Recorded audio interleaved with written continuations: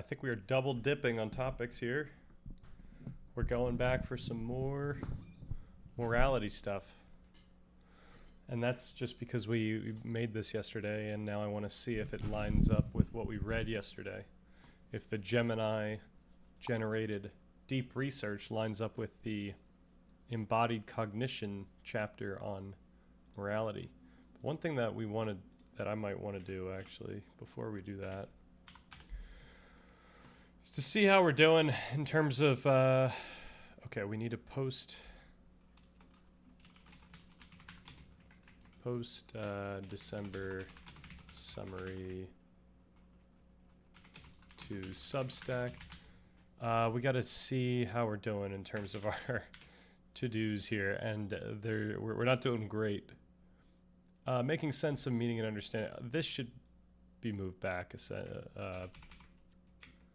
We're just not going to be able to do it this month. Read through of experience over time. We do have that done. The video's not out, but we do have to finish this up. So editing and release. Determine if there's any postable content in previous streams. So I think I did do that. So that's good. I just needed to make that content, which is a bummer. So this is going to be shorts.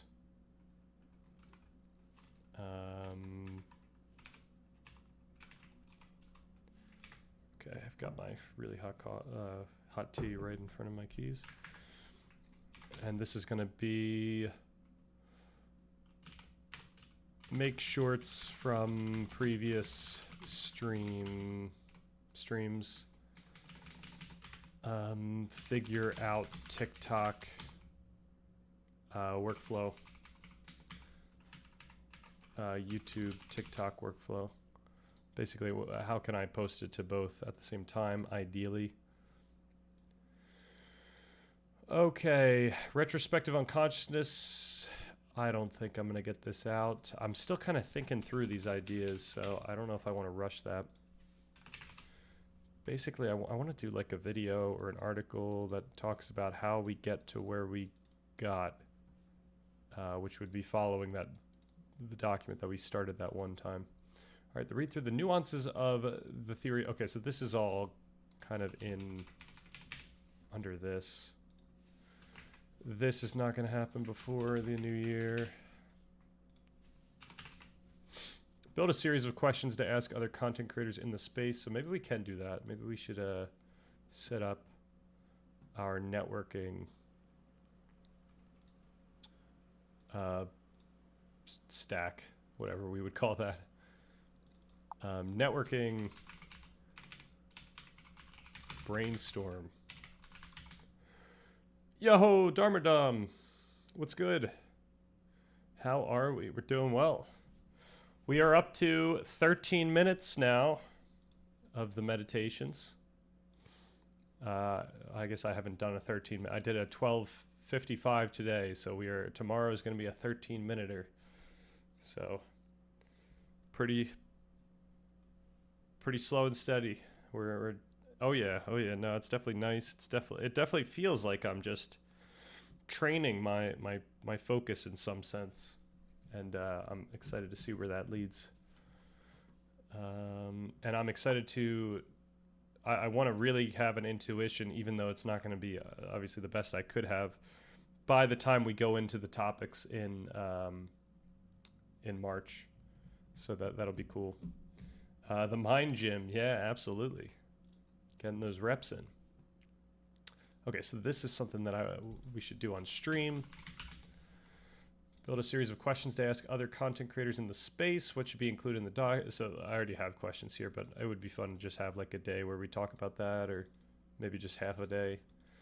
Read through The Brain That Changed Itself highlights. Okay, we've been doing that. Read through the Gemini research paper on neuroplasticity developments. We did that.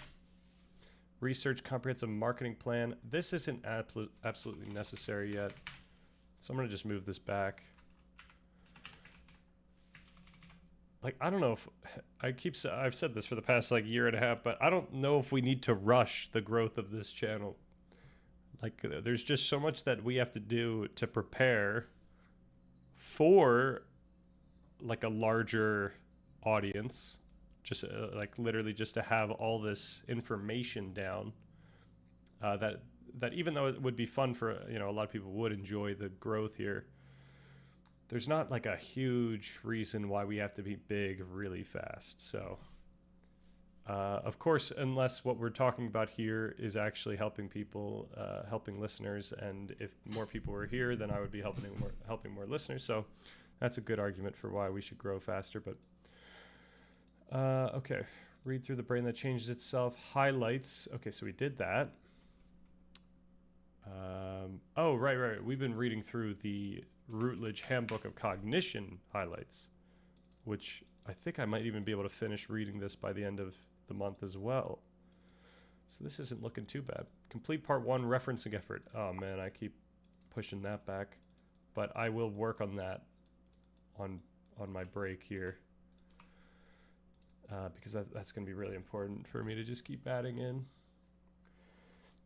But to view it as inevitable rather than being a lottery in some sense where the more chances the better, I think it's inevitable, but to view it as, so I guess, I'm not sure where the point lies here, but to view it as inevitable rather than being a lottery in some sense where the more chances the better. You see, that I think the lottery is almost done in terms of, like, in my mind, the lottery phase is getting the first few viewers to stumble upon this channel. Granted, I could also do things like, even then, I don't think there's a lottery, because I could put out content and share content on, like, there's so many things that I haven't even tried yet in terms of marketing that I think that, that would be effective at getting people in here, and still that we are going to do. At this point, hopefully, we just keep working at this stuff, and it doesn't need to be like an incremental or progressive growth. We could even see a lack of growth, or we see more growth. I don't know. But regardless, I think just the stuff that we're doing here is interesting enough. And also, I just, the power, I feel like the power level is increasing always. So to be able to think about and articulate these topics, I'm still in the beginner phases. I'm like in the Batman Begins. I'm being trained by Liam Neeson over here, and we just gotta do the grind. But at the other end of that, I should be equipped to talk with anyone on this stuff, and hopefully navigate those conversations. That's going to be a big thing. We need to do a lot of training on figuring out how to navigate conversations that might be tricky or contentious and whatnot. And that's also going to require just a lot of practice. So at some point we're going to go into that mode. But for now, we just need to get the information down.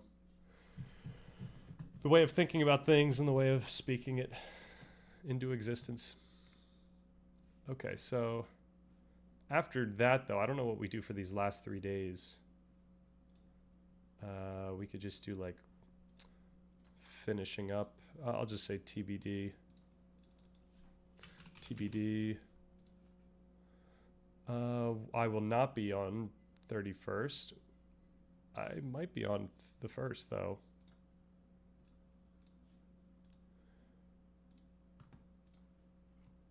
You know what? One of these days I might be watching Avatar. So maybe one of the, maybe I just delete one, move this around if need be. Whoops. And then from there we'll be chilling onto our usual schedule. And yeah, might as well just start filling out the next week.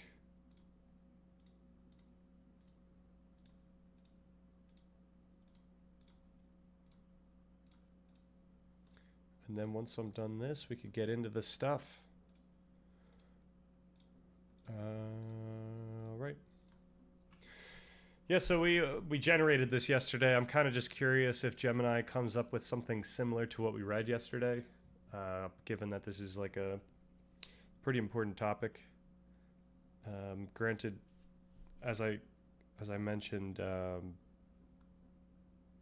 yesterday, it's much more important when we discuss this topic in the level of abstraction of just rational thinking, and then morality is kind of on top of that.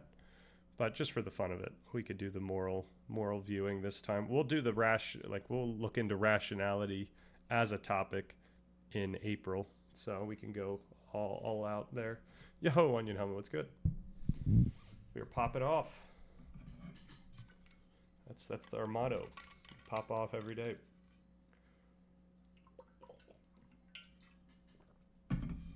Unless I'm low energy, which I am some days. All right, the embodied conscience, a comprehensive analysis of the biological and rational foundations of moral judgment. Introduction, the inquiry into the nature of human morality, specifically the extent to which it is tethered to physiological states, emotional intuitions, and embodied experiences versus abstract rationality, represents one of the most profound and enduring convergences of philosophy, psychology, and neuroscience. For centuries, this domain was dominated by a rigid philosophical dichotomy. On one side stood the rationalists, who posited that moral truths are objective realities accessible via a priori reasoning, much like mathematical truths. On the other stood the sentimentalists, who argued that morality is fundamentally a matter of feeling, a projection of our internal affective states onto the world. Okay, so what was the word we saw yesterday? We didn't see. Okay, so we got the evoke people. What was that? Moral evocism? No, what was that called?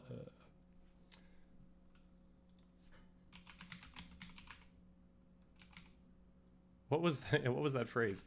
Moral something. I'm trying to think of like evocatism, something weird like that.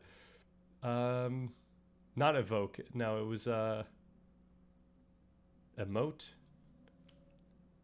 I don't know, the word that means like to speak out. Emotivism, right? Emote. That was it, right? Moral emotivism. Yeah. Okay. Moral emotivism versus. No, what was the other? Well, then we saw another one, which wasn't this word. Sentimentalist. Oh, what was it though? I've been learning about Mormonism. Oh, tell us more.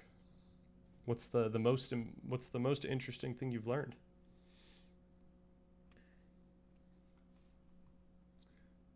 Should we convert to a Mormon channel? All right, the user's query: how much does morality depend on our body/emotions? How rational is it? Strikes at the heart of this interdisciplinary struggle. It challenges us to reconcile the sensation of the moral imperative with the biological wetware that generates it. If morality is merely a spasm of the gut or a fluctuation in vagal tone, can it lay claim to objective authority? I don't even know what that means. If it is purely rational, why does it falter when the brain's emotional centers are damaged? This report provides an exhaustive analysis of the mechanisms underlying moral judgment. It traverses the philosophical landscape of rationalism versus sentimentalism, examines the evolutionary purpose of moral emotions, dissects the social intuitionist and dual process models of psychology, and details the neurobiological substrate that makes the substrates that make moral experience possible. The evidence synthesized herein suggests that the separation of reason and emotion is a false dichotomy. Instead, moral judgment appears to be a complex functional integration of evolutionarily ancient emotional systems and more recently evolved cognitive control mechanisms. While humans possess the capacity for rational moral deliberation, this capacity is frequently deployed post hoc to justify intuitive affect-laden responses. Furthermore, these intuitive responses are not ethereal. They are deeply grounded in somatic states, interoceptive awareness, vagal tone, and even physical disgust. Okay, so this is very similar to what we read yesterday, demonstrating that moral cognition is fundamentally embodied. And it's not like I input the thing we read yesterday. It's not like I gave this thing the PDF for that book. I think this is just kind of where the science has taken us. Or at least this is where Gemini thinks the science has taken us. Ultimately, the analysis posits that morality is neither wholly rational nor wholly emotional, but is a product of a rational sentimentalism, where biological imperatives shape the boundaries of what we deem right and wrong, yet remain subject to the regulatory oversight of higher cognitive faculties. Right.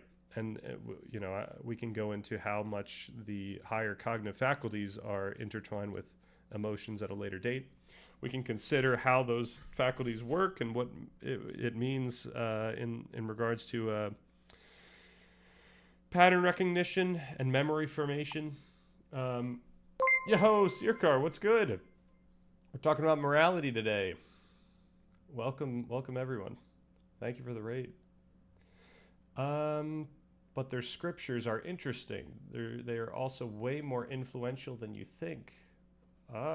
What specifically are they influencing? Like other branches, like other religious branches or culture in some sense? The stream title, well, it's literally what we're doing. We're looking into the basis of embodied processes or bodily processes and how it affects our moral judgments and moral thought. So I like to say vibes and fifis. With regard to morality, it's all vibes.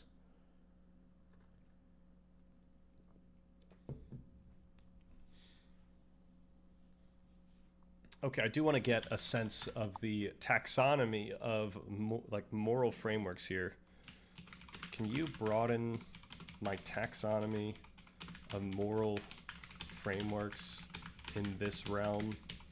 So we've got moral emotivism. We got moral, what was it? Sentimentalism.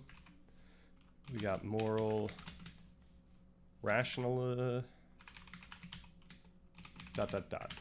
So hopefully this gives us what we found yesterday. No, it's not, but why people believe in moral frameworks. Why people believe in moral frameworks is vibes.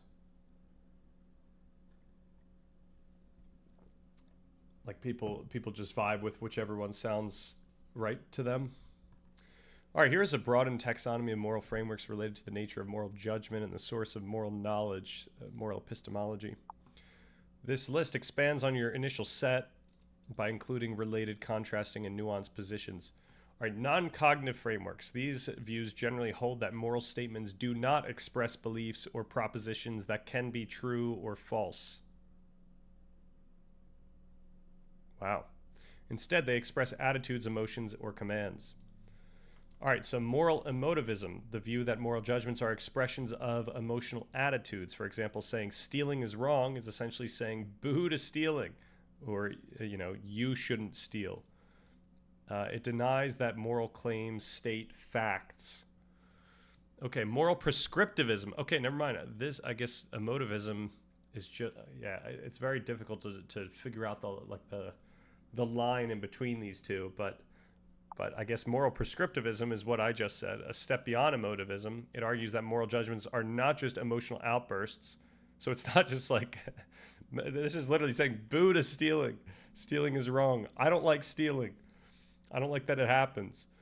But implicit commands or universalizable prescriptions. Stealing is wrong means do not steal. So I don't think that there's a way to get one of these without the other. I think you have to get both if you're going to do it. Moral expressivism. Ooh.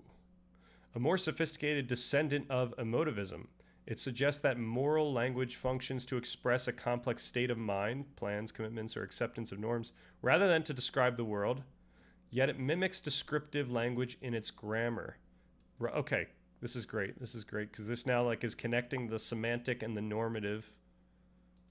So whether something is wrong in some objective sense is highly coupled with the norms about it, like whether or not you ought to do it. Like the fact that something is wrong implies that one not do it, like conceptually so. And so Hegel would give this, or at least Brandon would give this 2 thumbs up, I think. Yeah. Okay, let me respond to what's going on here. In a way, non-propositionals, emotivism is a popular one right now. Alex O'Connor describes himself as a moral emotivist right now. Wow. I'm surprised he's stopping at moral emotivism, and he's not going to one of these two. Like this seems to be the most robust of the 3 that we've just discussed in terms of like a philosophical sense. It seems to pack more of a punch. And as we describe in the document, like you can easily tie in this idea of norms and prescription to the underlying science of conditioning and internalizing, memory formation, pattern recognition, predictive processing, etc. Prescriptivism does state a moral fact, though. Right, it's doing both. It's actually doing like all of these things. I'm stating what I believe to be a fact about the world. I'm inherently in that. I'm pointing out my own thoughts about that action, and I'm also prescribing, or at least you could get all that with this. Like this allows you to have all of those for the price of fun. So. Doesn't it? I think emotivism doesn't necessarily need the claim to be intrinsically true. Right, as like some semantic truth. Okay, I see. Oh, okay. Yeah, so it depends what we mean by like saying a fact, right? I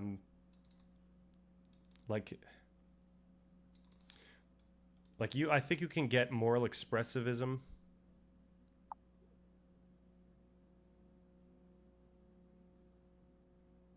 Okay, it suggests that moral. So yeah, this is, even though you're stating a semantic fact, it doesn't necessarily mean that the semantic fact is some externally transcendent and absolute fact about the world. It doesn't necessitate that. A lot of people can believe that, but I don't think it necessitates that. At least this definition, since it suggests that moral language functions to express a complex state of mind rather than to describe the semantic facts about the world. That said, we could easily add in like a semantic component to this. Yet it mimics descriptive language in its grammar, right? So this is where it looks like semantics. You might believe it to be semantically true, but really it's got a lot more going on. So you could still, I think Alex O'Connor could still live in this realm and have a similar idea, like feels the same way as he currently does.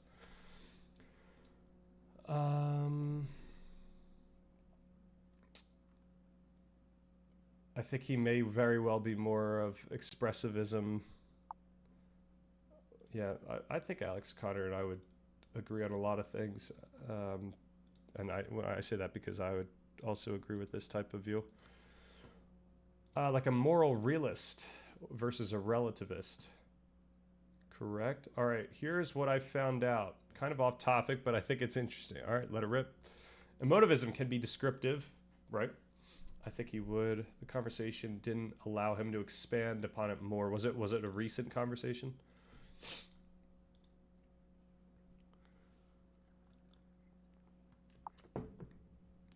Maybe a year old. Okay.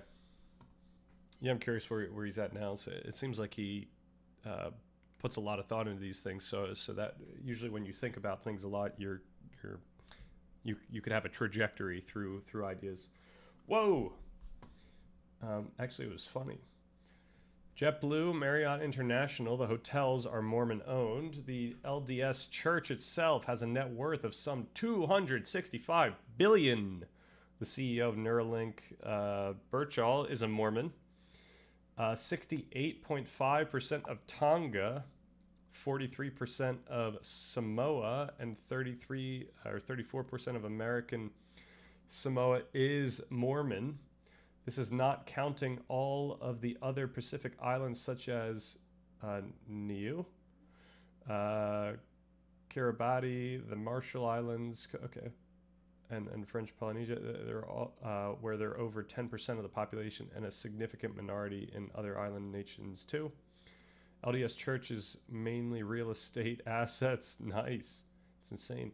Latin America, 2% of the U.S. is Mormon. If you know the YouTube channel Outdoor Boys, currently 18.4 million subs. The owner is a Mormon. Nice. So like they're just like generally influential in both companies, real estate, and YouTube, like, and culture.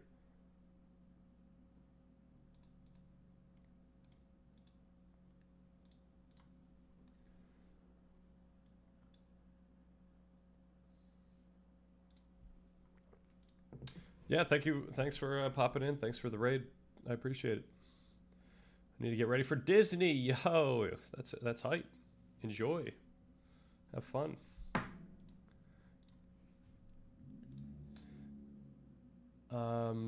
They're very disproportionately influential compared to their size. Yes.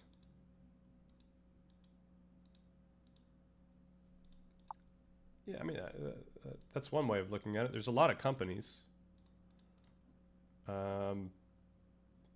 So just pointing out one company that has a huge net worth, or you know, a few like there's a lot of people there. I would need to see a better example of how they're disproportionately influential, and then I would also want to see, you know, people's theories for why that would be the case. Hopefully they aren't stereotyping or mean-spirited in any way.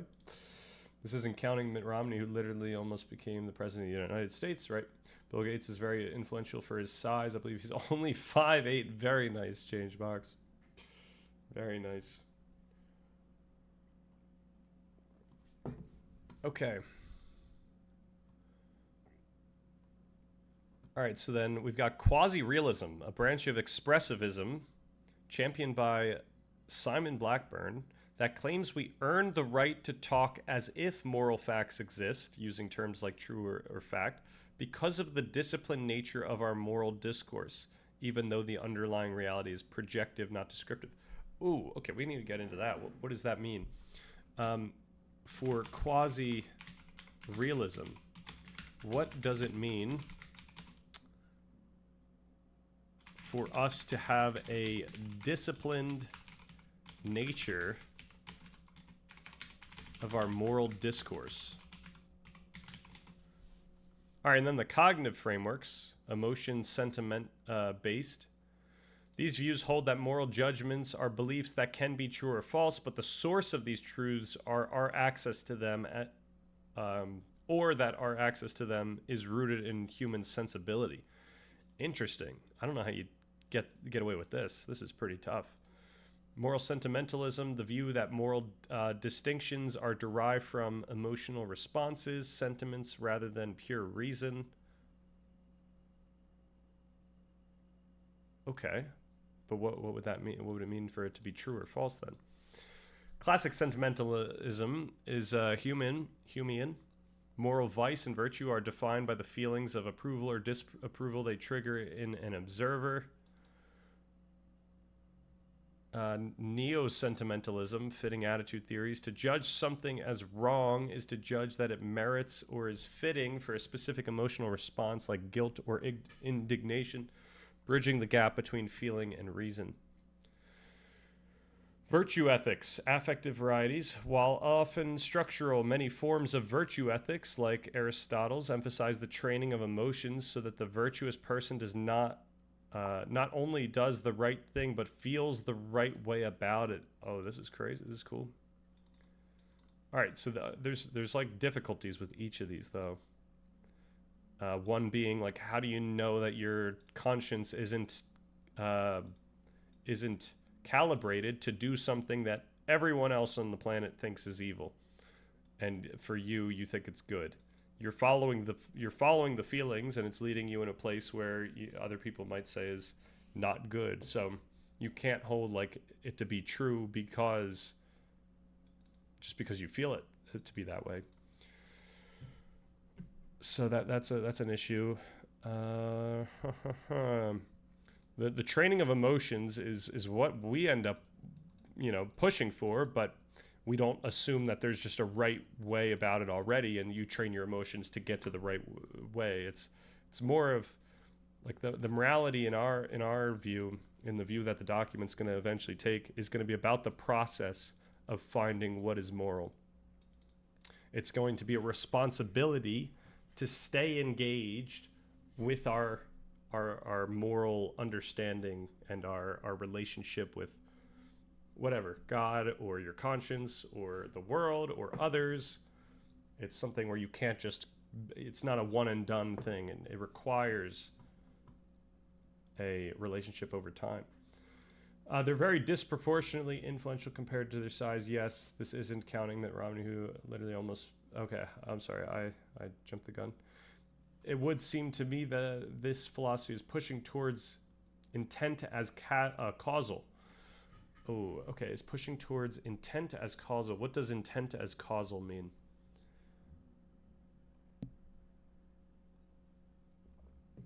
Like in a deterministic sense?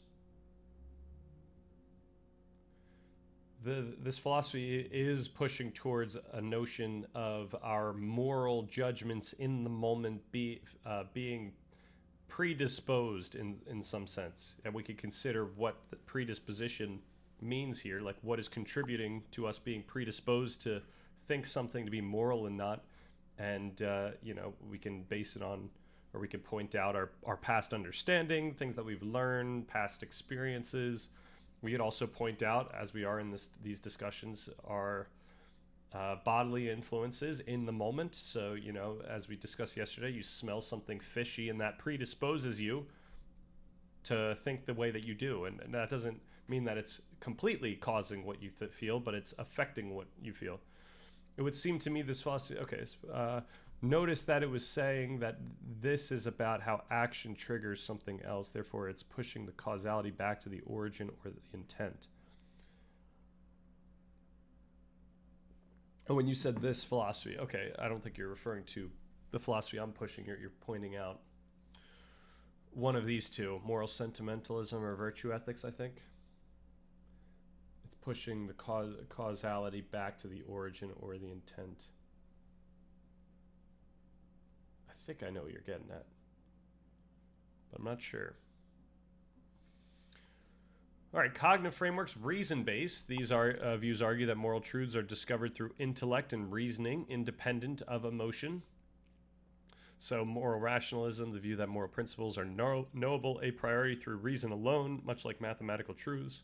So we have to, unfortunately, reject this.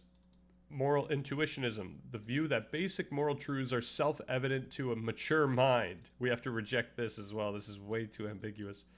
We grasp them immediately upon reflection. So once again, this falls into the same issue that moral sentimentalism falls into.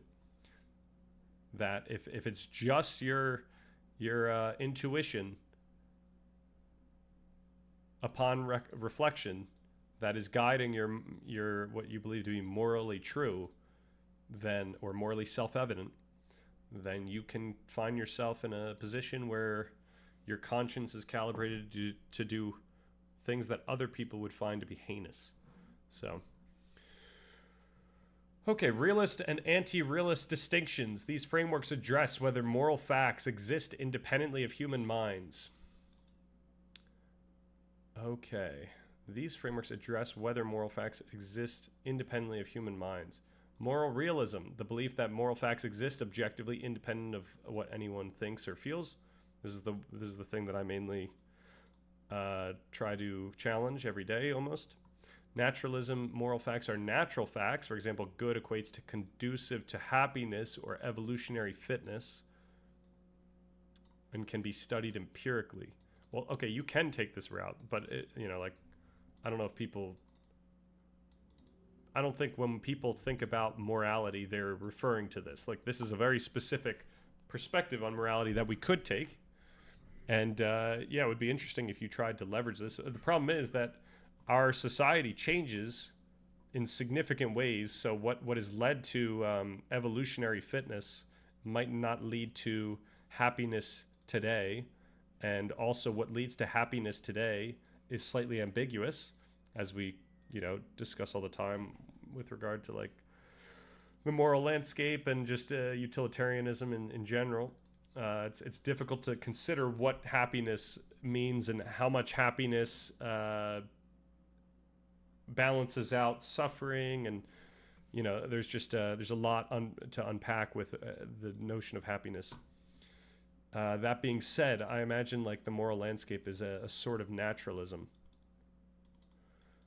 Okay, non-naturalism. Moral facts are objective, but sui generis, unique. They cannot be reduced to natural properties like pleasure or pain, often associated with G.E. Morse. We have to just assault this immediately. I don't even know why we would spend too much time with this one. All right, moral relativism, the view that the truth of moral judgment is relative to the standards of a specific group, culture, or individual. So obviously we have to be very careful about notions of moral relativism. Like in some sense, we hold like a relativistic view where what people end up feeling to be moral is based on their own contingencies, their own culture, the way they were brought up, etc. And the issue there, though, is to consider what it would mean for like for that moral judgment to be true in some objective sense. So like, yeah, what each person believes to be true perhaps necessitates that they push that will onto other people in such a way where we should it's not like just because we see some other society having crazy norms that are way against our own moral norms that we should just allow them to do that because we just know that they got there out of contingency. We should, as part of our own moral framework, we should try to stop the what we believe to be immoral behavior. So that's like the nuance that we have to have there. That's correct. The one on AI, not your philosophy. Okay. How in God's name would a moral fact exist independently of a human mind? That's just bizarre and paradoxical on its face. Hey, I'm not going to be too provocative, but I try to argue against that, right? Like I try to point out how subjective our understandings actually are and what that means towards this notion of some external truth. At the end of the day, who decides the external truth? If everyone's got a very different understanding of the world that is based on, affected by their very different physiology and their very different past and their very different DNA and all these things that contribute to what each person believes. So this is how we, take away moral there. And I'm curious, do you feel the same way? Because that's really at the crux of it. That's the most fundamental thing. How would a fact exist independently of a human mind? And that's the tricky part.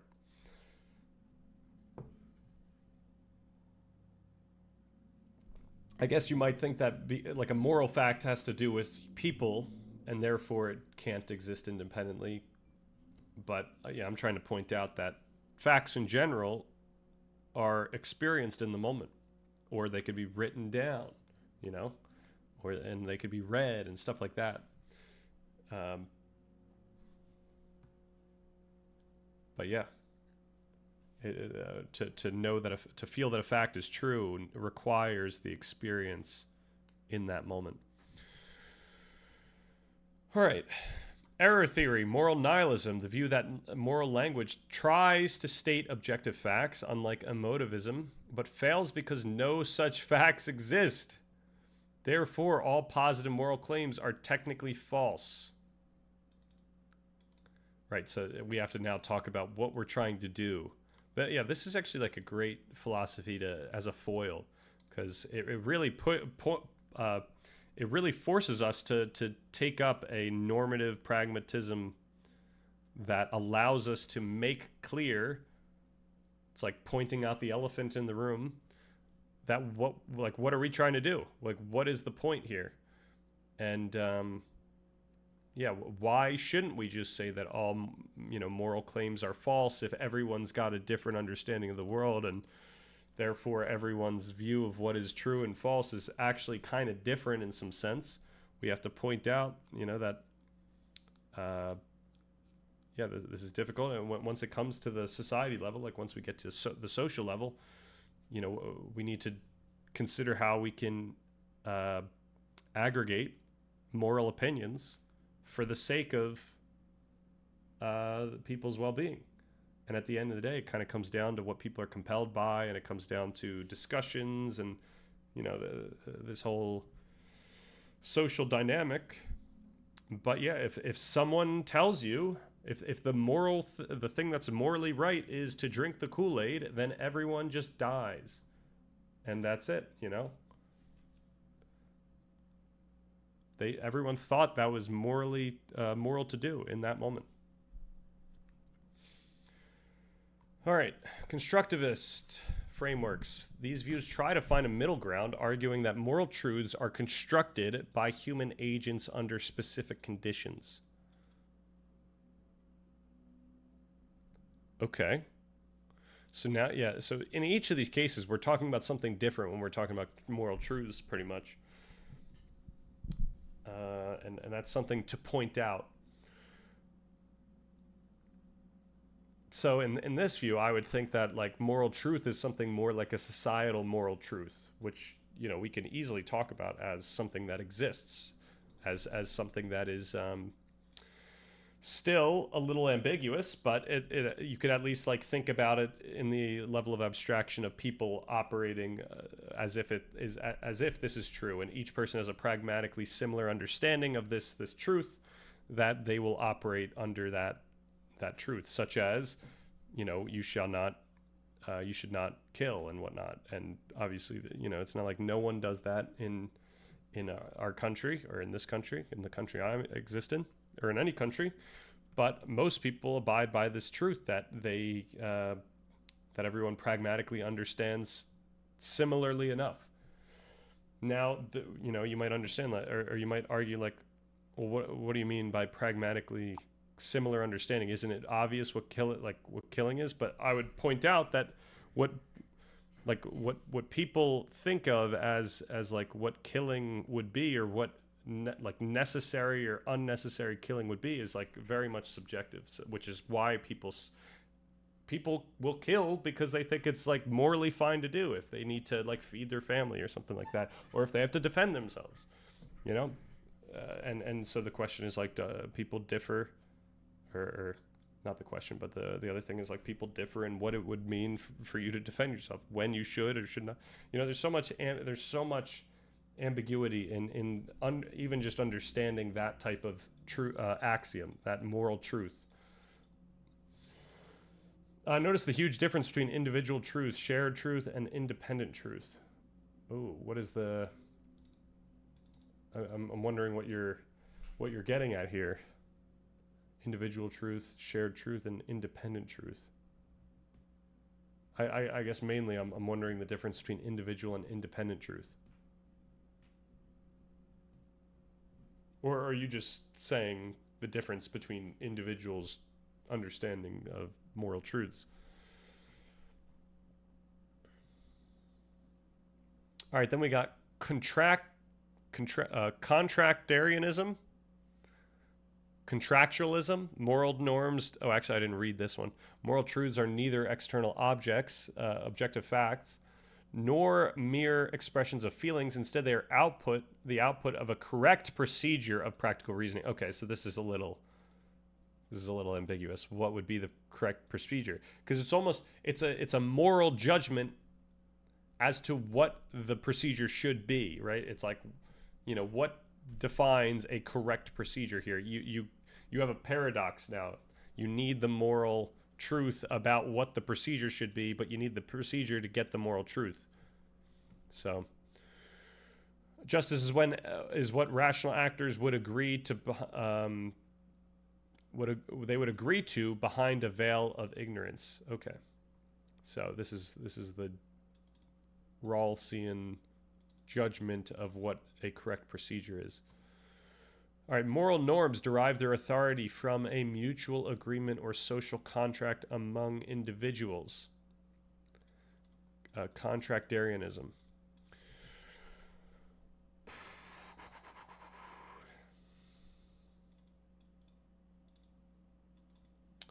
Morality is a set of rules self-interested agents agree to for mutual advantage. Morality consists of principles that no one could reasonably reject as a basis for informed, unforced agreement. Yeah, I mean, this is, in some pragmatic sense, this is kind of how things go, but then the problem is when two societies, you know, bump up, or two populations bump up with their moral frameworks, and each of them thinks that what they have is true because they have agreed to it, but not everyone has agreed to it. So now you have this issue where you have to do something about the other group. And that's how we arrive at wars and stuff, or racism. All right, for quasi-realism, what does it mean for us to have a disciplined nature of our moral discourse? Right? Well, that was all the way back at the top, quasi-realism. Okay, then what the next thing I think we want to do is, okay, can you help me determine where I'm at? So let's, so for now, let's play a game where I point out criteria, and you simply disqualify frameworks.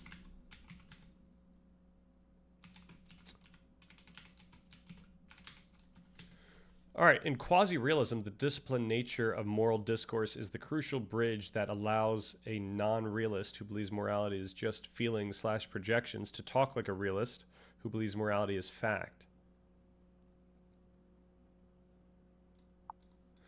If I simply shout boo or hurrah, I'm just venting an emotion. But if I say stealing is wrong, I'm stepping into a specific linguistic arena that has strict rules or discipline. Here's what the discipline looks like and why it matters. The most immediate form of discipline is grammatical. Moral statements behave like logical propositions, not like random noises. This is often called the solution to the I don't know how to say these names. Geach problem. The Frege-Geach problem. If I shout ouch because I stubbed my toe, I cannot put that scream into a logical equation. I cannot meaningfully say if ouch then. All right. Because moral language follows these rules, it is disciplined.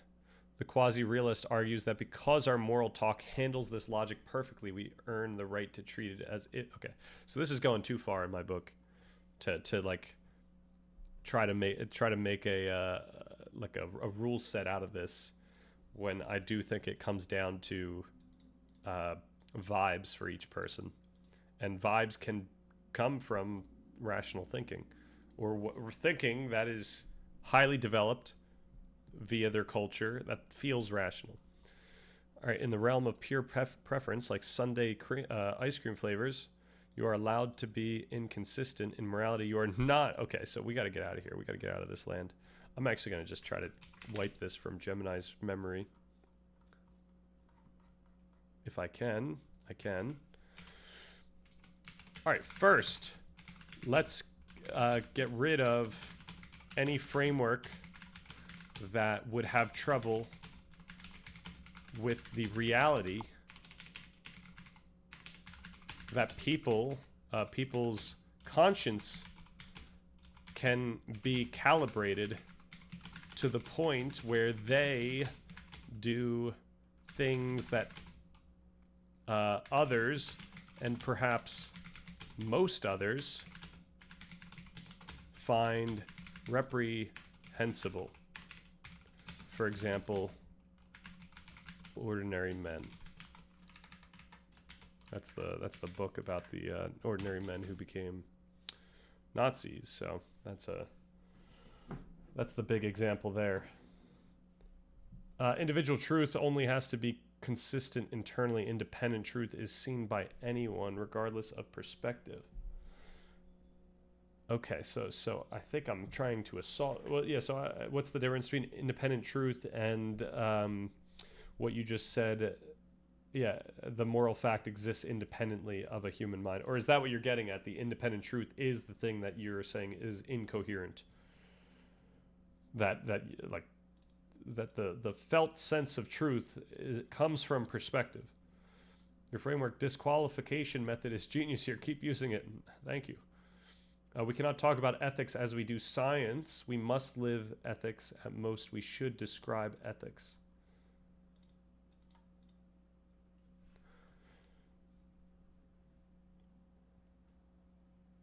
As opposed to,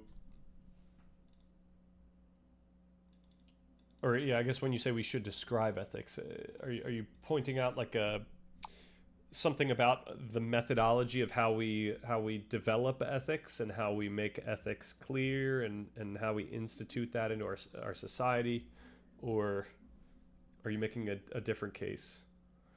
Yeah, yes, the felt sense of truth comes from perspective. It's not necessarily independent truth, although it can be. So I'm wondering where this possibility of independent truth is coming from in your view. It's also not shared truth, although it can be. Any of these three categories can overlap and are not mutually exclusive. Yes, so I can't, in my mind, I can't separate this notion of independent truth from this thing that I think you found incoherent earlier. The idea of a moral fact existing independently of a human mind. So I guess when you say that, you mean you're pointing out that the moral fact is grasped in someone's thought, and it's also independent of them. So okay, I see. Okay, so I'm challenging the idea that just because someone feels like there's a moral fact that's independent of them, that doesn't mean that there is some moral fact independent of them in some tangible way, let's just say. I'm colorblind, but I believe the sky is blue. This matches my internal truth or individual truth and the social truth or shared truth and the independent truth. Okay, so in this case, you're making the independent truth grounded in the physical world.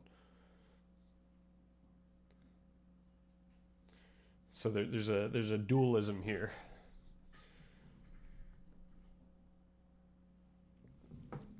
All right, this is a great starting point. The Ordinary Men scenario, referencing the Reserve Police Battalion 101, highlights moral plasticity, the fact that the conscience is not a fixed, immutable compass, but something that can be retuned by authority, ideology, or desensitization, based on the criteria that a framework must account for the malleability and fallibility of the conscience. Here is what we are disqualifying.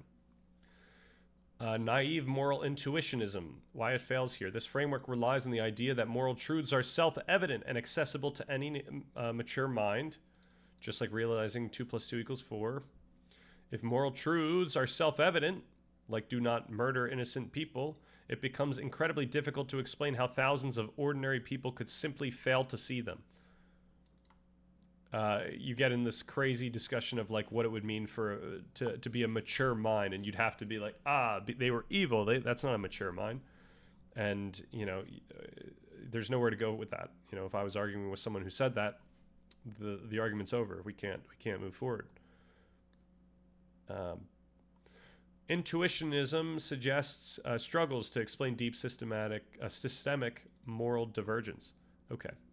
So, disqualified. Rigid moral sense theory. Why it fails here. This is a specific subset of sentimentalism or intuitionism that views the conscience as a distinct innate organ, like eyes or ears, that detects moral qualities. If we had a dedicated moral sense akin to eyesight, we would expect everyone to see the same colors of right and wrong. All right. What survives and why? We got, okay, moral sentimentalism, rationalism. So I have to go back to the start, and we got to come up with the next criteria.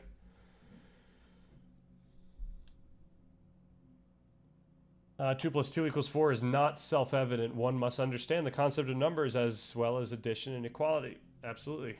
Yeah, it's very much cultural that we understand that. And when I say that it's cultural, I don't mean that it's just like the fact that I am in a culture. Like we have to ground this in the actual physical processes that are happening because I'm in this culture.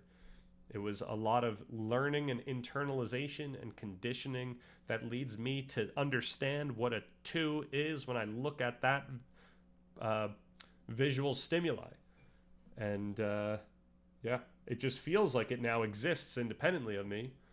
But really what's happening is predictive processing, and the experience that 2 feels like it exists is being afforded by a lot of different parts of my brain that are giving my experience its linguistic aspect, its emotional aspect, its feeling of certainty. So, all right. All right, so what were some of the other things that I mentioned? Moral emotivism, the view that moral judgments are expressions of emotional attitudes. It denies that moral claims state facts.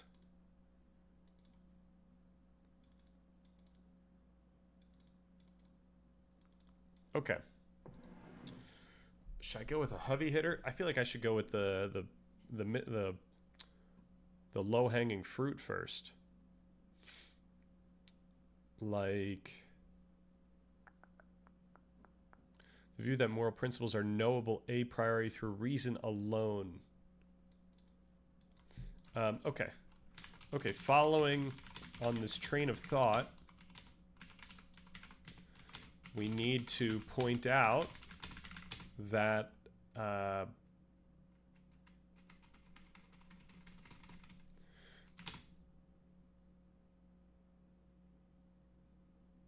that if culture can affect moral judgment,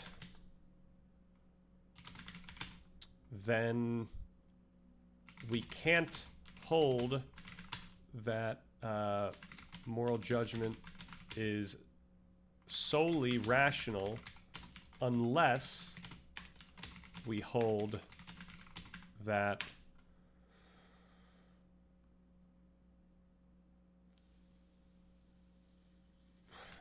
rational thought is also contingent on culture.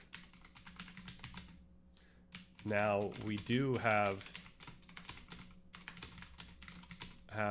significant evidence that our bodily processes, so I'm just going to leverage what we're going to talk about today if I actually do talk about that stuff today.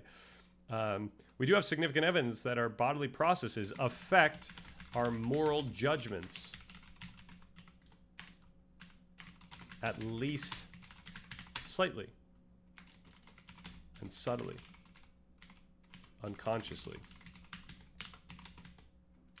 All right, I'm just going to see where it goes with that one.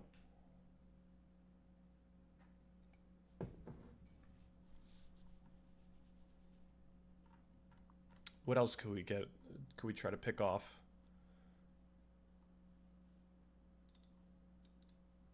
Okay, we could get rid of this correct procedure real easily.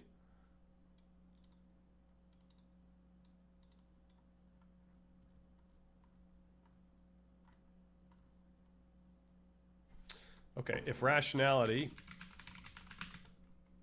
/ reasoning activities, I'll say social reasoning activities / what was the word here? / what am I looking for? This procedures. Procedures are contingent on culture and also somewhat emotional, somewhat affected by emotion, then there's an issue with considering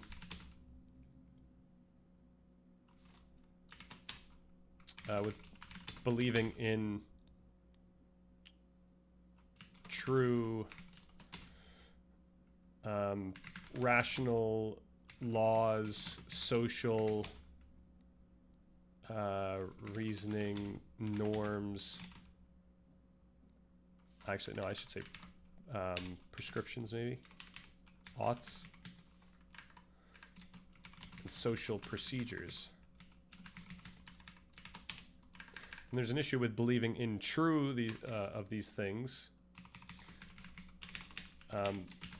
There's a paradox.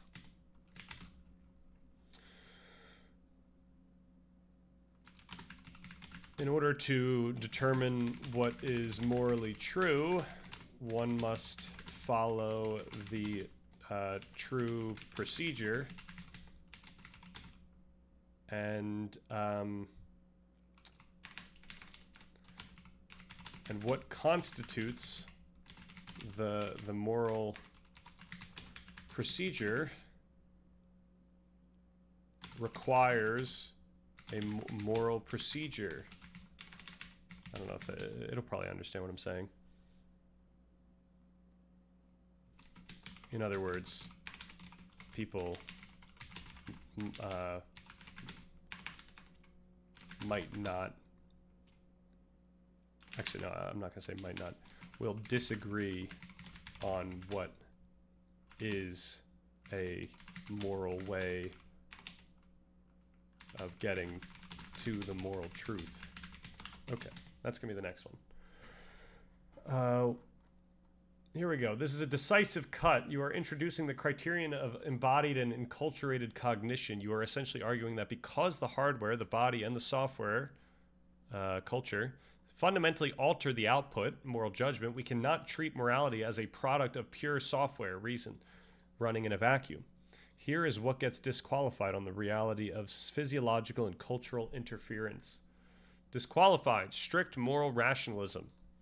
So, Kantian ethics, strict rationalism relies on the premise that moral duties are derived from pure practical reason, a faculty that is supposed to function independently of our physical inclinations and cultural conditioning. The conflict. Kant famously argued that for an action to be truly moral, it must be motivated by duty, reason, not by how you feel or what your body wants. The reality check: if, as you noticed, a judge is harsher when hungry, or if a person's definition of rational is shaped by their upbringing, then pure reason is a myth. There is no clean room in the human mind where rational calculations happen without biological contamination. Rationalism fails because it assumes a separation between mind and body that does not exist. Okay.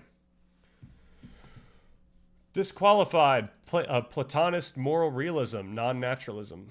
The view holds that moral truths are abstract, eternal entities like mathematical forms existing outside the physical world, which we access through our intellect. So I'm actually going to copy this and I'm going to say, okay, who is left? And so we could just kind of have a sense of how many are left here. If our moral compass is swayed by the level of serotonin in our brains or the cultural stories we heard as toddlers, it becomes very difficult to argue that we are accessing an eternal, unchanging third realm of abstract truth. So this is the challenge against this idea of independent truths when it relates to morality. This is often called the debunking argument. If our judgments track with our biology, survival instincts, disgust, sensitivity, rather than tracking abstract truths, then Platonism cannot explain why we judge the way we do. So what's oh, it already gave us. Okay, here we go. What survives? The remaining frameworks are thriving in this environment because they don't just tolerate the messiness of the body and culture, they require it. So moral sentimentalism, strong contender. Why? It posits that morality is a sentiment. If your body changes, for example, brain damage or hormones, your sentiments change and thus your moral judgments change. This framework predicts exactly what you described. So then we got moral emotivism, expressivism. Since moral claims are expressions of attitudes, and attitudes are psychological, physiological states, it makes perfect sense that they would fluctuate with your body and culture. We got moral naturalism. This view sees moral facts as natural facts, for example, about human flourishing. Since humans are biological organisms evolved in cultures, naturalism is perfectly comfortable studying how biology and culture constrain our morality. And then we got Humean constructivism, which is our next target. Unlike Kantian constructivism, which aims for universal reason, Humean constructivism builds morality out of the actual concerns and commitments of people, which include their bodily needs and cultural values. This leads us to have debates about utilitarianism versus deontology. Even amongst utilitarianists, there is dispute about what constitutes the value to be optimized. For example, how much well-being balances with how much suffering, how much, how distributed should the well-being be? Okay, let's go. Oh my gosh, let's distinguish between the survivors. Do you believe that despite these bodily and cultural influences, there is still an objective fact of the matter about what is right and wrong? So we'll get there. We'll get there. Gemini's trying to expedite this process here. Good night. Oh, I have to duck out through a phone call, but it's always good to see you. Hey, good to see you too. Changebox, thank you for chilling. Have a good rest of the night. Just had a phone call with a duck. What's up? What does that mean? An actual duck? I'll buy it. We are doing a survivor of moral frameworks right now. I'm giving criteria for like an issue that we have to deal with, and then Gemini is disqualifying moral frameworks from the full list. So, all right, you have just articulated devastating critique known as the problem of the criterion, or the Munchausen trilemma applied to ethics. You are arguing that we cannot use a moral procedure like a vote, a rational calculation, or a thought experiment to find the truth, because we first need a priori moral procedure. We need a prior moral procedure to validate that that the first procedure was the correct one. It is turtles all the way down. Yep, there's a recursive paradox here. You know, who decides what the moral procedure is to figure out what is morally true? Because you view the tools of morality, reason, optimization, social agreement, as inherently unstable and culturally tainted, we must disqualify any framework that claims to possess a self-authenticating objective formula for right and wrong. So moral constructivism. Kantian and Rawlsian constructivists believe that moral truths are the output of a correct procedure. For example, what would rational agents agree to behind a veil of ignorance? So this is the assumed thing, the presupposed moral procedure. Your argument destroys the starting point of these procedures. You rightly point out that we can't even agree on what a rational agent values without importing our own cultural biases. If the input is biased, the output is not objective truth. It's just biased consensus. And then we get rid of objective utilitarianism. This view treats morality as an engineering problem. Maximize X. As you noted, X is undefined. Is it total happiness, average happiness, minimizing pain, distributive justice? Since there is no objective meta procedure to determine which variable we ought to maximize, utilitarianism dissolves into subjective preference.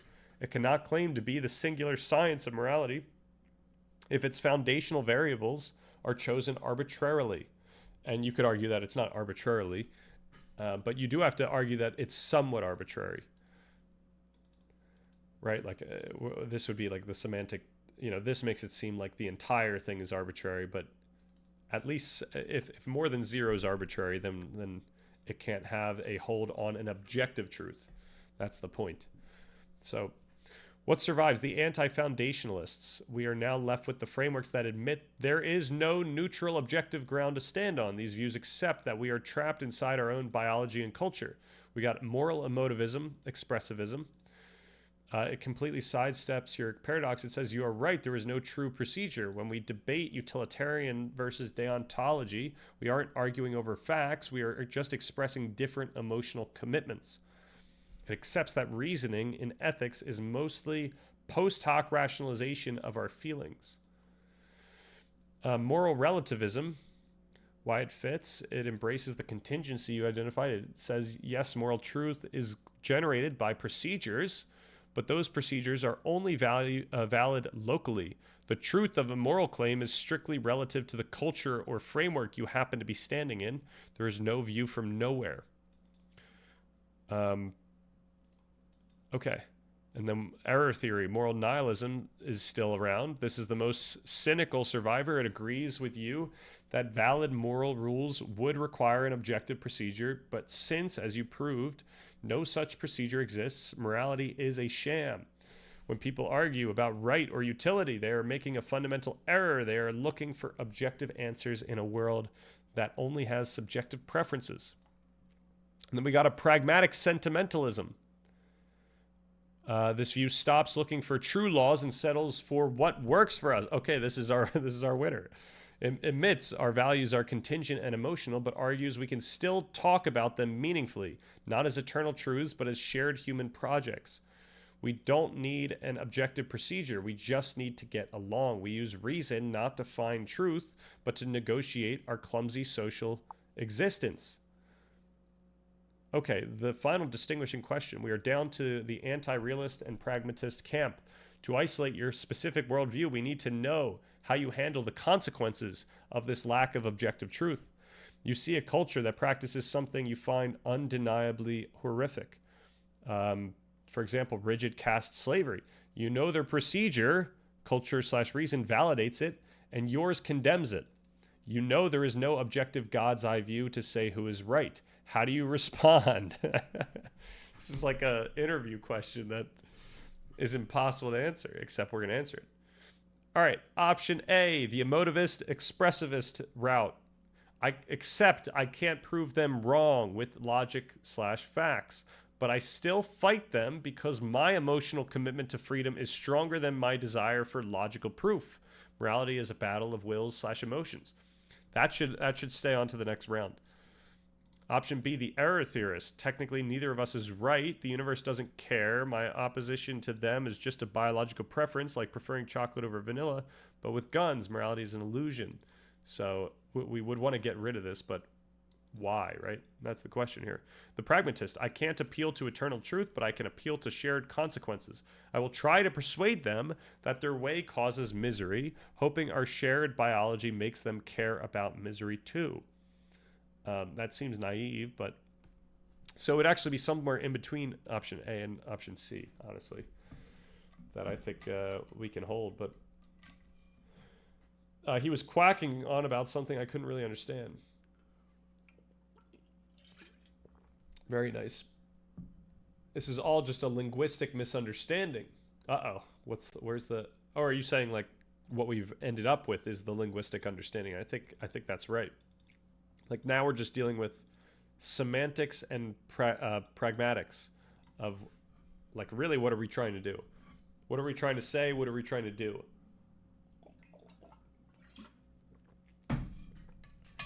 Is there anything that was overlooked though? I feel like we didn't kill them all.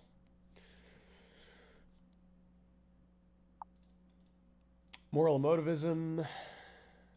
Is that one still around? I feel like that the emotivist, expressivist, they lump together. I see. Okay, so maybe we first can lump emotivism and expressivism together. Okay. Now let's consider whether we are allowed to collapse moral emotivism and moral prescriptivism into moral expressivism. Okay, you know what? I do want to point out one more thing to this. Just to point out, it's not that just that people, that populations' moral judgments are local to their culture, but that individuals, what am I doing here? Individuals, moral judgments are local to their idiosyncratic lives. For example, nature and nurture, what they just ate. Not what they just ate, but maybe what they just smelled. Whether they're hungry, you know. Just pointing out that it's not just like, you know, culture affects a population and everyone in that population has the same moral judgment. There's, you know, we have to be as granular as the people, as the individuals. Okay, now let's consider whether we are allowed to collapse moral emotivism and moral prescriptivism into moral expressivism. In one of the two main Taoist books, I forget which one, they say nothing is ever said. Wow. That's another one. That's like similar to nihilism, where it's like, what is it? What is that actually telling us? You know, what is the value of that? And I think the value is there insofar as it points out that each person infers something different. Therefore, there's no objective information that has been said. Like, there's nothing that is true in the world. So you would say nothing has been said. But it's also ambiguous as to what nothing is ever said means, and you might come away with it as some, in some sort of nihilistic sense, which I would say let's be real careful about. Nihilism is far more sinister, right? I mean, you know, once you get to nihilism, it's far more sinister. So we want to make sure that we don't say things that are ambiguous enough to lead us to nihilism. Okay, now let's consider whether we are allowed to collapse moral emotivism and moral prescriptivism into moral expressivism. Why would we do that? Well, moral emotivism, the view that moral judgments are expressions of emotional attitudes. It did not, okay. A step beyond emotivism. Okay. The only way I think I can do this is that is actually okay. No, you know what, I should say this. Even though contemporary philosophies like, and I'm going to just have to name drop, Brandom's theory of mind as discussed in Spirit of Trust. Actually, you know what? I should just leave it there. Inferentialism.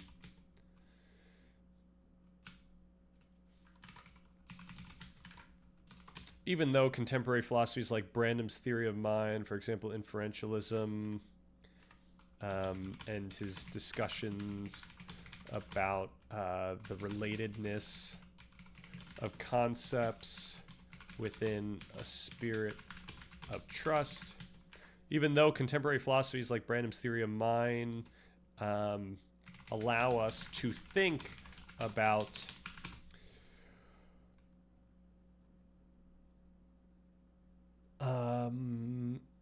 attitudes as interconnected, such that you can't get an emote without a prescription, and I should say a semantic emote. Actually, no, a pragmatic emote without a semantic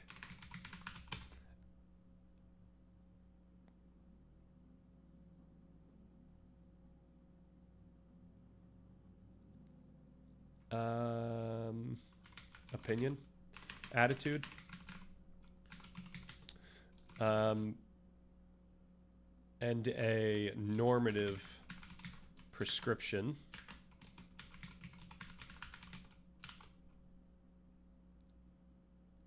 Even though contemporary philosophies like Branham's theory of mind allow us to think about attitudes as interconnected, such that you can't get a pragmatic emote without a semantic attitude and a normative prescription, we would ideally justify this with some sort of scientific grounding. The farthest I think we can go is some sort of contemporary schema theory, which actually connects specific concepts with specific neural activity. We can speculatively imagine, I should say, there is only preliminary research on these types of neural correlates. We can speculatively imagine that the networks that are activated for one of these aspects of the concept are also activated or primed in relation to or response to the other. I should just say another.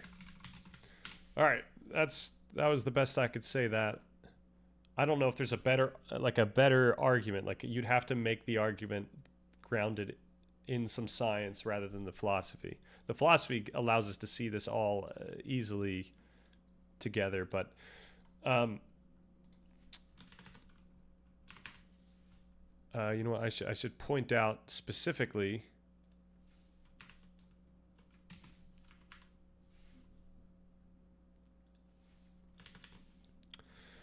This is partly because such a philosophical telling is fundamentally speculative, and the feelings I have about it are similarly contingent, just like all my culturally contingent beliefs, moral and otherwise. Okay, there we go. That's a lot to throw at it. And we need one more thing to axe away the moral nihilism, but we can get to that next. Okay. Yeah, I think the idea is concepts don't really connect with reality. They have some idea like, oh, the concepts seem to refer to things, but the things they refer to are curiously unfixed. Right, when I say that concepts are connecting to some sort of like reality, in this sense, I'm trying to find the connection between like the neural. I'm trying to find the neural correlates between that actually affects the experience of them. But yeah, I would argue the same thing, that there's not this like independent truth or this ground that is solely characterizing the concepts that we experience in the moment. I think we can find that more readily through consciousness and predictive processing and stuff like that. All right, this is a sophisticated synthesis. You are effectively proposing a naturalized moral expressivism, one that discards the splitter distinctions of 20th century analytic philosophy, which treats emotions, commands, and beliefs as separate logical entities in favor of a lumper view, consistent with modern cognitive science. You are asking, can we collapse emotivism, prescriptivism, and expressivism into a single category because the brain doesn't actually respect these boundaries? The answer is yes. Here is how we justify the collapse using scientific grounding you requested and where it places you on the map. All right, your intuition about schema theory and neural networks effectively renders the old distinctions obsolete. In the brain, the feeling, emotivism, and the instruction, prescriptivism, and the concept, expressivism, are not distinct sequential steps. They are parallel, entangled processes. The concept is the simulation, grounded cognition, research and embodied cognition, Ayo, suggests that to possess a concept like harm or justice, your brain essentially simulates the sensory and motor states associated with it. You don't just access the data of the word, you microactivate the neural regions for pain, disgust, or pushing away. And when we say microactivate, we're pointing out that a lot of times this is very much unconscious to us. We don't realize that we're doing this in the moment. Affect is intrinsic to judgment. The somatic marker hypothesis, Damasio, supports your view. We don't make a rational judgment and then add an emotion. The emotion, the somatic state, is often the mechanism of the judgment. All right, action potentials, the prescriptive element. In the brain, perception and action are tightly coupled. Right, okay, so this is huge. This is a huge deal. This is we're getting into what fires together, wires together. When we say what fires together, wires together, we're actually talking, like, at the most granular sense, we're talking about action potentials, which is actually the communication from one neuron to the other. So to perceive a moral violation often automatically primes motor cortex activity, avoidance, or confrontation. Therefore, the emote, disgust, and the prescription, stay away, are arguably the same neural event observed from two different angles. Right? And a lot of times these things are conditioned. Like you learn what to stay away from the what fires together, wires together, or what fires apart, wires apart. So, conclusion: you are essentially arguing for a holistic cognitive affective state, the distinction between boo on stealing, emotivism, and don't steal, prescriptivism. The distinction is a linguistic artifact, not a neurological reality. Okay, the consequence: radical idiosyncrasy. You added a crucial constraint. Judgments are local not just to culture, but to the specific idiosyncratic neural history of the individual. Hunger, sleep, trauma, specific upbringing. This moves you toward a position of moral particularism via neural determinism. If my moral judgment is the output of a unique, transient, biologically contingent neural network, then universal moral laws are impossible because no two brains have identical schemas/histories, and moral debate is effectively a translation error. I am referencing my neural schema of justice, weighted by my history of hunger and fear, and you are referencing yours. We use the same word but activate different networks. All right, your revised taxonomy, the eliminativist turn. By collapsing these categories and grounding them in idiosyncratic biology, you have arguably excited the realm of moral philosophy, which assumes there are norms to discuss, and entered moral psychology, which simply describes mechanisms. Here is where you likely sit now. Naturalized non-cognitivism. This view holds that ontology, moral facts do not exist. So I'm going to have to yell at this thing for going a little too far here. Moral facts do not exist. Moral language is an expression of a complex, culturally and biologically tuned internal state. There is no knowing right from wrong. There is only the activation of learned schemas. The distinction between feeling, believing, and commanding is artificial. All right, the new problem, the so what? If we accept this, that moral judgments are just idiosyncratic, biologically contingent brain burps, we face a pragmatic crisis. There we go. We face a pragmatic crisis. If Brandom is right, inferentialism, concepts get their meaning from the rules of use in a social game. But if everyone is playing a slightly different game based on their own blood sugar and childhood trauma, how is society possible? This leads to the final branching point of your taxonomy, for your taxonomy. Given that moral judgments are idiosyncratic and biologically contingent, what is the function of moral language? All right.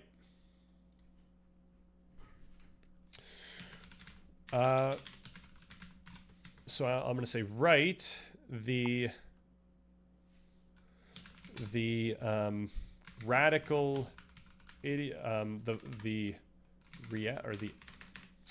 concept of radical idiosyncrasy and what did this call us?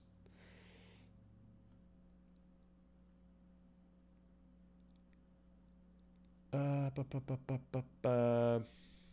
concept / consequences of the radical idiosyncrasies need to be considered here. We can't just jump all the way to saying morality is wrong or morality is useless. There are a few ways we get out of this hole. No, there are a few things we need to do to get out of this hole. Okay. Indeed, crude relativism, the universal judgment that one cannot make universal judgments, is self-contradictory.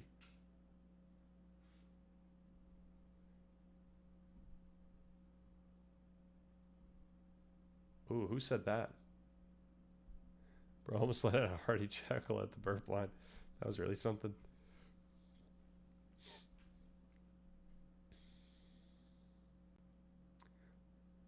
Yeah, I'm curious who said it, because this is a good, if I understand what's going on here correctly, this is a good case study for how sometimes logic can like make something seem like logic without discussing pragmatism can lead us into inferring something that we might not want to infer.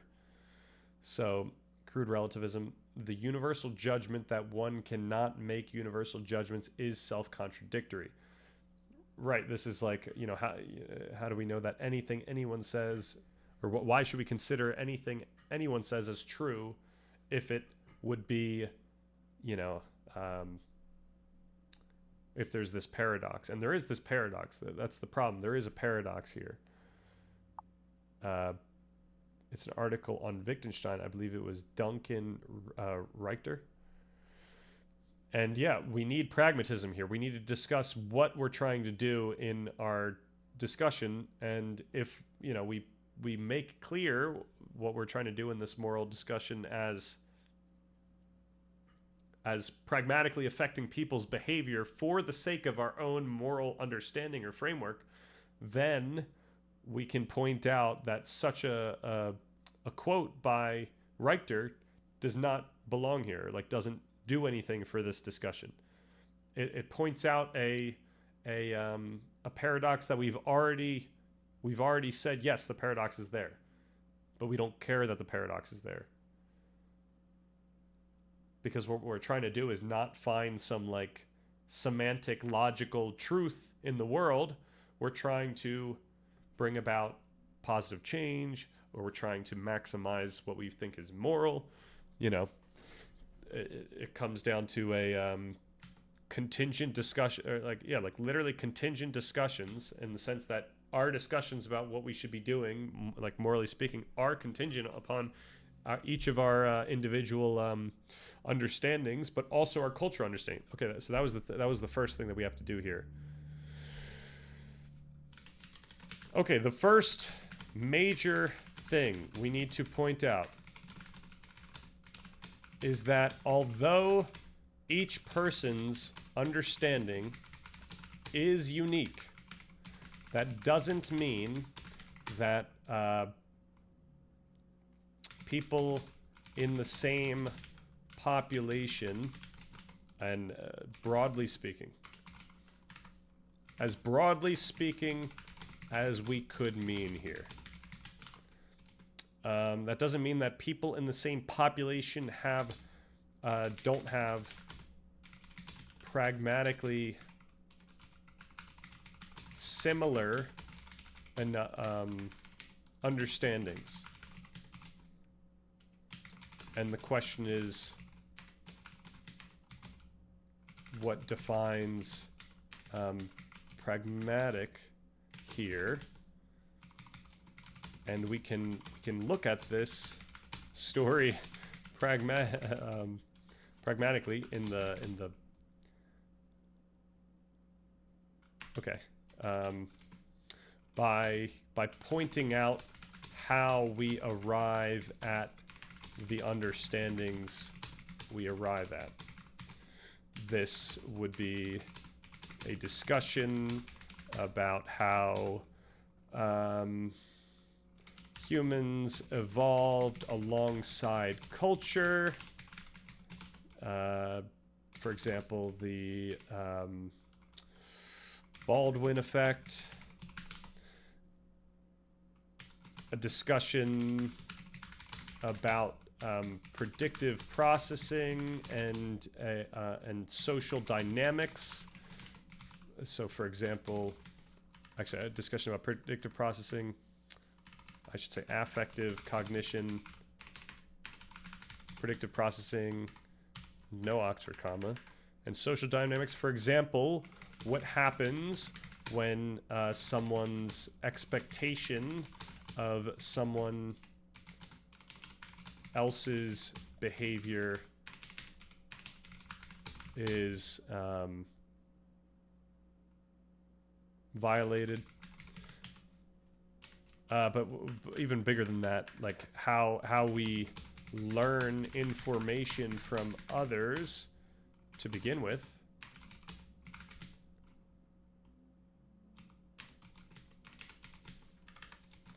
Like a parent teaching a child norms about what is. Once again, connecting the semantic with the normative. Okay, chances are it's gonna spit this stuff back at us in a nicer way than I'm saying it, because I know I'm trying to, you know, bring out these ideas in the moment here. Okay, so that's the first thing. Discussion about all of that, right? And a discussion about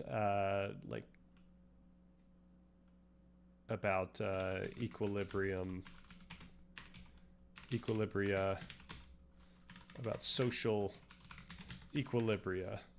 For example, how when we leave the house, we don't feel unsafe, that others won't immediately attack us.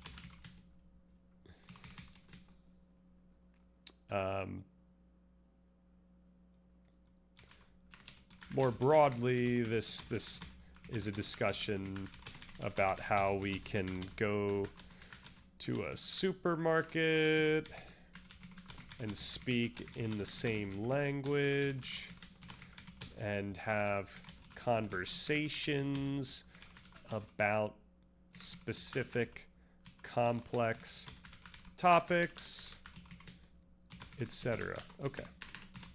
So I said we had to do a couple things. That was only one of them. That was the first major thing we had to do. Okay.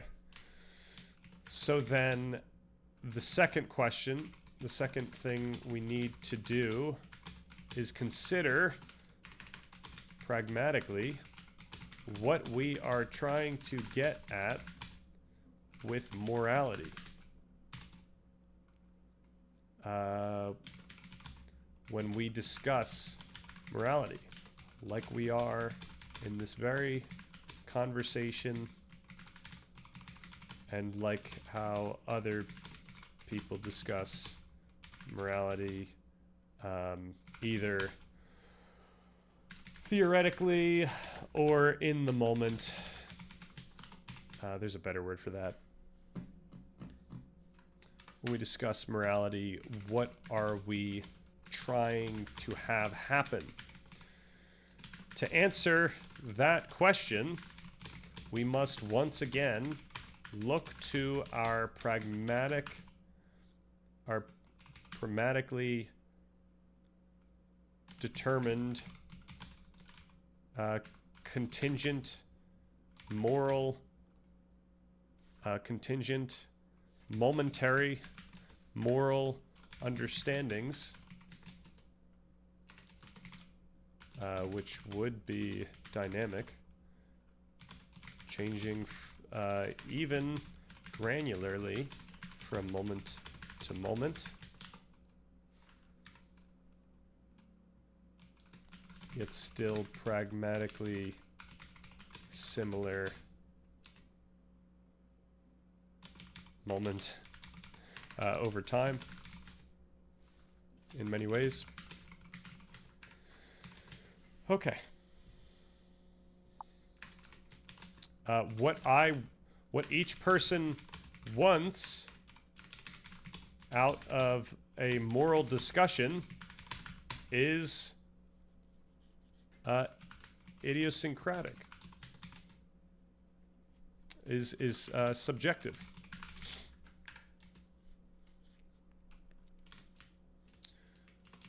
Thus, the best we can do is communicate our own understandings / prescriptions, implications, prescriptions, as it which feel compelling to us, to each of us,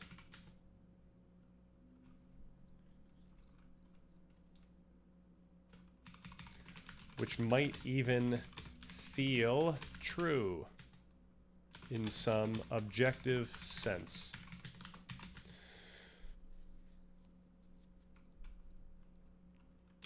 So, okay, I might just run with it. Sorry about all this. Everyone is the other, and no one is himself. The they, which supplies the answer to the who of everyday Dasein, is the nobody to whom every Dasein has always already surrendered itself in its being among one another.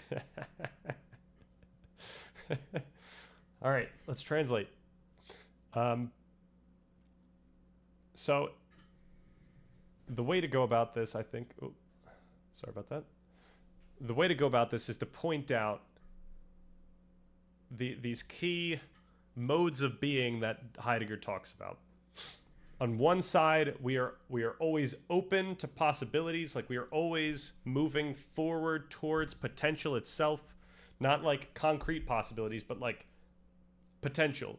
And this we can intuit through the idea of like predictive processing. Like our brain is constantly wired to expect something going forward. And so it's always kind of open to this. And sometimes that open, like being open to this, can feel many different ways. Like it could feel anxiety inducing, or it can feel exciting and whatnot. But on the other half, so that's what he describes as like the authentic mode of being. On the other side, there's like this inauthentic mode of being, that our mind has this quality of collapsing onto like determinate possibilities. You know, like this is how we think about anything clearly or explicitly. Like, you know, in order for me to even think that this is a pen, I've collapsed onto this idea of a pen. And what he points out is that this is inherently cultural in some sense. Like this, like what I'm collapsing onto isn't something that I just came up with. I'm collapsing onto this cultural idea of what this thing is. So we're always falling. He uses the word falling to the they, and the they we can think of as this like this singular force. Like imagine we just abstract the idea of like others in our minds, like whatever that would be fundamentally. That's the they. That's that thing that we're falling to in order to believe anything in the moment. So like at all times, constantly, we're like, you know, in his view, we're falling to the they in order to get these moments of experience where we actually grasp what's going on in front of us. But we're also always oriented towards potential. We're always oriented towards what isn't yet. And this is his notion of being towards death, is the very idea that the things that we know to be true in this very second, in this very moment, might not be the case going forward. There's always potential for what we believe right now to not be true. And you know, this makes a lot of sense in connection to predictive processing, as we're dealing with prediction errors at different levels of salience. So like some prediction errors are very obvious to us and our mind's like, whoa, what's going on here? Like when someone, you know, starts yelling in a mall and you're like, what is happening? But also at a very granular level, like when you learn something new, like when I always say, when I notice even just a small feature of this pen, like that's also prediction error. You know, so these slight changes are affecting the trajectory of both my experience in the moment, but also my understanding. So this is a, you know, an easy way to connect these two things. But yeah, so let's try to get into this. So everyone is the other and no one is himself. So another thing that Heidegger does is he also attacks this notion of the self as something concrete. So what we do in thinking about ourself is inherently falling to this cultural understanding of what we are. So he's pointing out that when we're talking about the self, like this thing that we think we're talking about is always, first of all, going to be changing from moment to moment. Like it's always going to, you know, be different in some, both maybe subtle, but also like fundamental way. And it's also just completely contingent to our understanding or our social space, whatnot. Another phenomenological thing that we can do is just point out that, you know, I always point this out, that like when we think about a truth in the world, like this is a pen, it feels like it's shared. It feels like this, like it feels like that information is objective in some external sense. So when he's talking about the they, and he's talking about falling to the they and stuff, he's actually pointing out this very experience of certainty that we have about facts. Like when we talk about some external objective truth, we're also recognizing that other people could see that truth. You know, it's not subjective because it's there for anyone to see. So like that's a huge aspect. So that's everyone is the other and no one is himself. So yeah, when Heidegger talks about the self, he's talking about, like when he actually talks about capital S self, he's talking about the authentic mode of being. He's talking about how our true self is this always going forward to potentiality, and so you could say that's paradoxical, right? And he points out how paradoxical this very phenomenology is. You know, he has to fall to the they in order to even come up with what he's doing, but he's trying to point out these fundamental characteristics in some sense that, you know, they're just like there. And even though he is, you know, very much giving a contingent conceptualization based on his culture, and that's why I point out in that consciousness video that it's a hermeneutic phenomenology. It's very much interpretive. So, you know, he's trying to come up with these fundamental characteristics of Dasein, or of human consciousness, whatever you feel, using his own interpretation. Okay, so that's everyone is the other and no one is himself. The they, which supplies the answer to the who of everyday Dasein. So, yeah, as I said, the they is supplying like the concrete meaning that the explicit meaning that we grasp in you know, in moments of reflection, I should say, is the nobody to whom every day or every Dasein has always already surrendered itself. So the nobody is pointing out that it's actually like, I think the nobody is pointing out that it's actually not like a other person. Like it's just this quality of experience that we're having. You know, when I you know, come to think of this as a pen, like I could think of it as falling to the they, or to other people, because, you know, I know that I learned this information through other people, but really you know, it's all actually personal here. So it's like there's no one there to actually point to Um, and it's something that Dasein, so like my consciousness has already surrendered itself to. Like my consciousness is giving me this meaning, regardless of whether I want to or not. This is the other idea is like, you know, we're not beholden over the meaning that appears to us in the moment.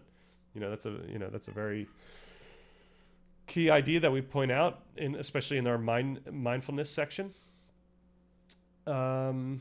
Is the nobody to whom every Dasein has always already surrendered itself, right? We've already surrendered it. Okay, in its being among one another. So being among one another is the characteristic that he ascribes to what he just said.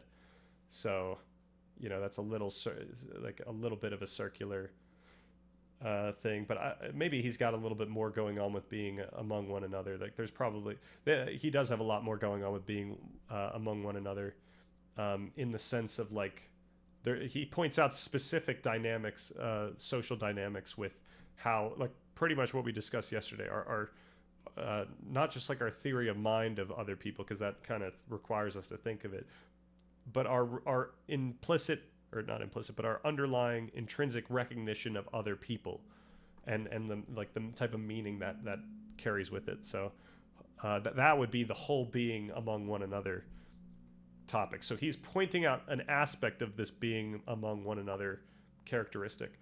Yo, Jago, what's good? I'm over here translating Heidegger. I think I did an effective job. I think a Heidegger teacher would give me like at least an 85 on that. At least the attempt to put it into colloquial terms. That doesn't sound as profound and plain in English. What was this guy's deal? Well, two things. One, there's a lot more than that one sentence in the yo, Mr. Barr, what's good? Thank you. There's a lot more than that one sentence in that book. And also, remember, this came out like 100, more than 100 years ago. So at the time, it was very profound to point out how embodied our experience of meaning was. Just our experience of every day doing things and seeing objects in the world and whatnot. So that's why he was so influential. Like, once again, as I mentioned, like he has influenced a lot of the embodied cognitivists, a lot of the embodied cognition scientists in the types of like the direction that they're going, the types of hypotheses they come up with, and the types of conclusions they make to the experiments they give. And I don't know if I guess I've seen him referenced a couple times in that handbook to embody cognition, but I've also seen Merleau-Ponty, who I guess is also a big character in that space. I'm not sure if he was influenced by Heidegger at all, though. Jago, we did this fun activity where we asked Gemini to come up with a taxonomy of moral frameworks, and then we slowly kept giving Gemini criteria for like what we should get rid of, or like kind of like we kind of kept pointing out either scientific facts or logical takeaways. And we've been eliminating. We've been playing moral framework survivor here, and we're down to the point of like we can see how subjective someone's moral understanding is, but now we still have moral nihilism here. So we have to get rid of moral nihilism somehow. Did it just end up defaulting to Harris's moral landscape? Well, I think Harris's moral landscape got disqualified at some point because of its ambiguities.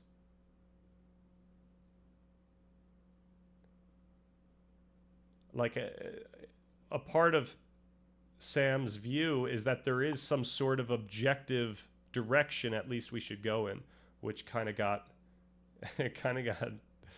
scrapped here. One of the greatest philosophers behind Neil deGrasse Tyson, Alex O'Connor, and Richard Dawkins. I could see that being a quote somewhere.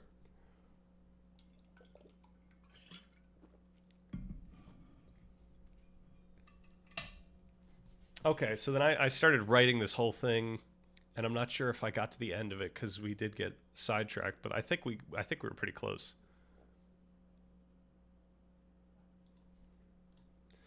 All right, let's see if it could. All right, so yeah, this is just the preamble here. So what? If we accept this, that moral judgments are just idiosyncratic, biologically contingent brain burps, we face a pragmatic crisis. If Brandom is right, inferentialism, concepts get their meaning from the rules of use in a social game. But if everyone is playing a slightly different game based on their own blood sugar and childhood trauma, how is society possible? This leads to the final branching point for your taxonomy. So it's asking me, like, what is the function of moral language? And so I'm pointing out that we can't even just, like, we can't even indulge that type of question, because that what does that question mean? We kind of have to follow in our pragmatism that we've done, we've so far followed. So I wrote out a bunch of things. Let's see where this goes. All right, we get the little bit of glaze here. Here's this is a reconstruction. You have effectively climbed out of the nihilistic hole by shifting the metric. So we didn't even mention nihilism, so I guess it's helping us out here. It's pointing out that what we said implies that we don't just get into nihilism. You have effectively climbed out of the nihilistic hole by shifting the metric from objective truth, which is impossible, to pragmatic stability, which is observable. You are describing a system where morality functions as a distributed operating system. Individual installations vary, but the protocols are similar enough, pragmatic similarity, to allow for networking, social equilibria. Here is the broadest taxonomy for this specific pragmatic naturalist realm you are now inhabiting. These frameworks accept the biological cultural contingency you describe, but focus on how stability emerges anyway. The evolutionary coordination frameworks. These views focus on your point about the Baldwin effect and social equilibria. They treat morality as a successful evolutionary strategy for managing distinct agents. So evolutionary pragmatism. Philip Kitcher. Morality is a form of social technology that evolved to solve the problem of altruism failures. We don't have moral rules, but we have moral progress, defined as the refinement of social practices that reduce conflict and allow cooperation. It aligns with your view of the Baldwin effect, culture acting as a selective pressure that shapes our biology to be more norm compliant. The issue here, though, is there's still like an ambiguity among, or referring to, what is the transcendent moral truth that comes out of this. Like we still can't point to this as determining what is morally true, because we get in the same problem that we had earlier, where we are now defining like the mechanism of determining what is morally true. And the question is who determines what the moral mechanism for determining what is morally true should be. You need a moral mechanism for that, and you got the turtles all the way down.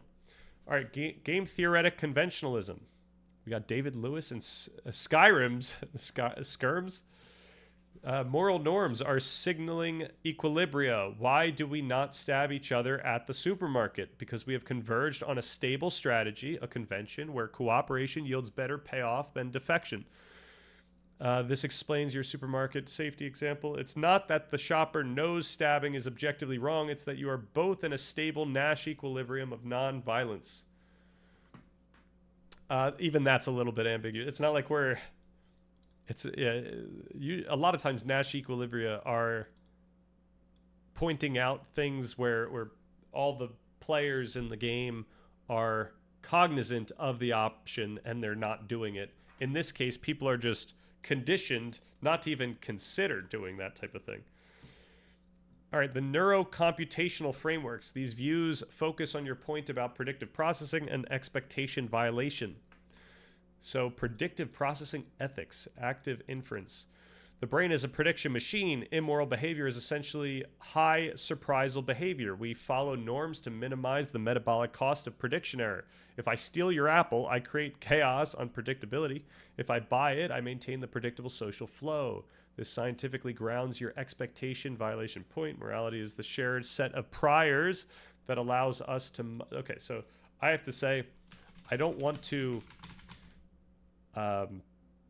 objectively define morality in some absolute sense. Doing so would be counter to what we've discussed so far. I'm going to say not allowed according to what we've discussed so far. Okay, affective alignment theory. So this is making up theories, but it's basically just saying what I tried saying and characterizing it as a specific theory. We don't just predict actions, we simulate feelings. Moral judgment is the synchronization of affective states. When we discuss morality, we are literally trying to tune our neural networks to oscillate at the same frequency as our peers. This is a little bit, this is kind of ridiculous, but at a fundamental level, at a like a unintentional level or a unconscious level, we do kind of regulate ourselves.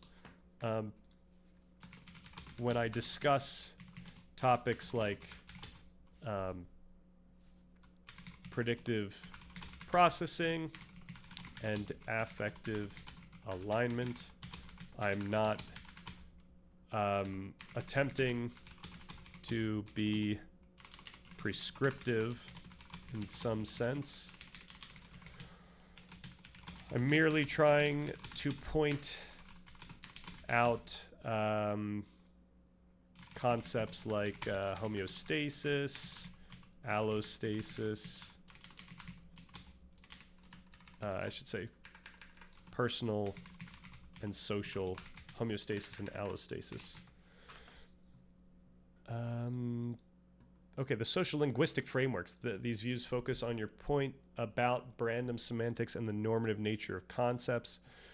Normative pragmatism. Okay, the concepts aren't representations of the world. They are tickets to participate in a social game of giving and asking for reasons. So really, I try to ground concepts as neural activity. To have a concept of cruelty is to understand the norms of when it is appropriate to punish someone or express outrage. And just to be clear, this isn't to cognizantly understand norms, but to implicitly understand norms in your actions. So that's the pragmatic nature of this. This is what we mean by pragmatically similar understandings. This validates your view that the semantic meaning is inseparable from the normative. You can't learn the word chair without learning the rule things you sit on. You can't learn theft without learning things you shouldn't do.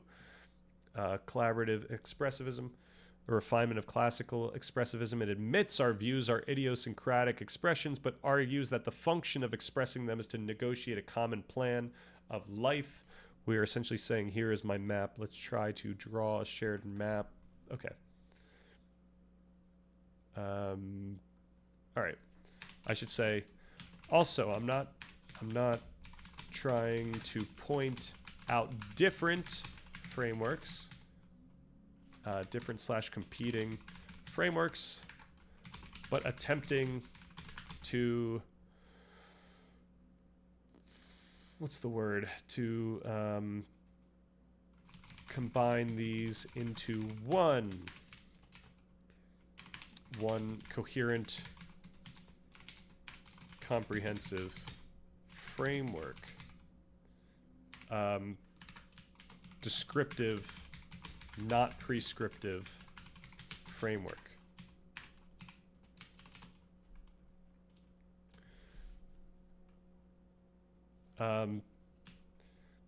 As an individual, actually, I should say, according to this framework,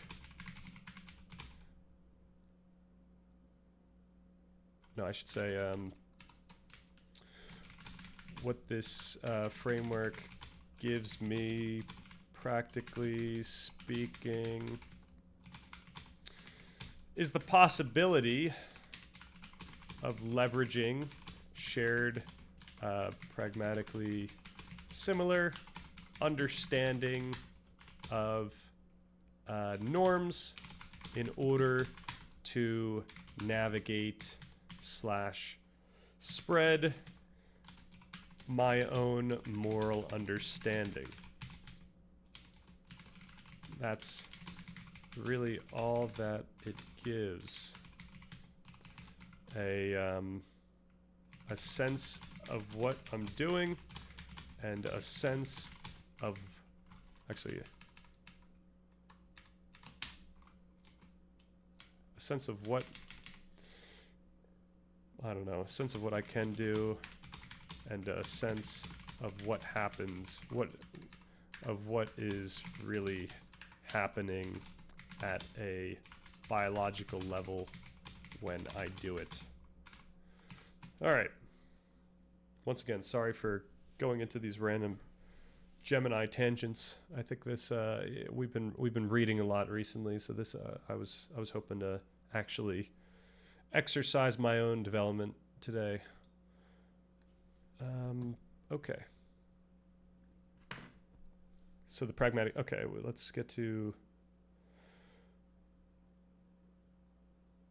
pragmatic similarity visualization. You mentioned that individual understandings are unique, but aren't unique. Are unique but pragmatically similar. This is best visualized not as a single point of truth, but as overlapping distributions. Each curve represents an individual's idiosyncratic calibration of a moral concept, blah, blah, blah. There's no single vertical line that is true fairness. There is a shaded region of overlap. As long as our behaviors fall within that shaded region, we have social equilibrium. Okay, so this is being a little too nitpicky about the semantics. Overall, your response was too nitpicky, opinionated. Actually, I should be assertive about the semantics. Of what I said. I'm just trying to ground what people are doing in a colloquial and scientific description. Okay.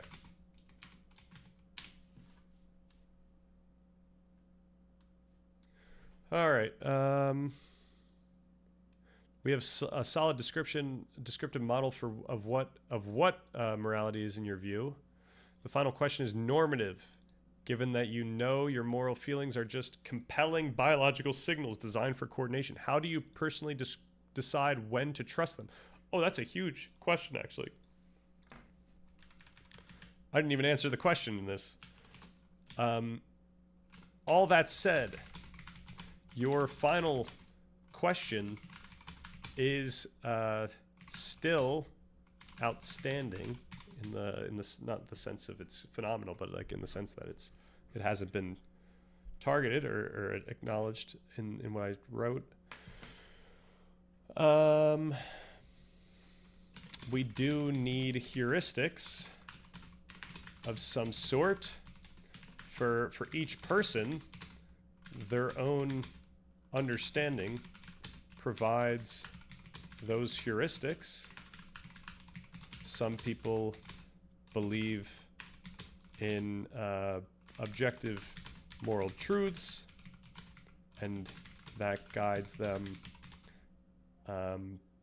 Some people understand the contingency of moral truths, moral judgments, and they succumb to moral nihilism. In the view I just mentioned, we can highlight the pragmatic foundation of all of this and consider what we consider how moral norms are not just rationalized but realized through embodied cognitive affective processes, and consider how we can leverage our own understanding even of intentionality and practical agency in order to determine what we each should do. Okay, let's jump the gun here. In my mind, this leads us to the following framework. Simple framework, which we could develop further into many other implications. As long as I have an understanding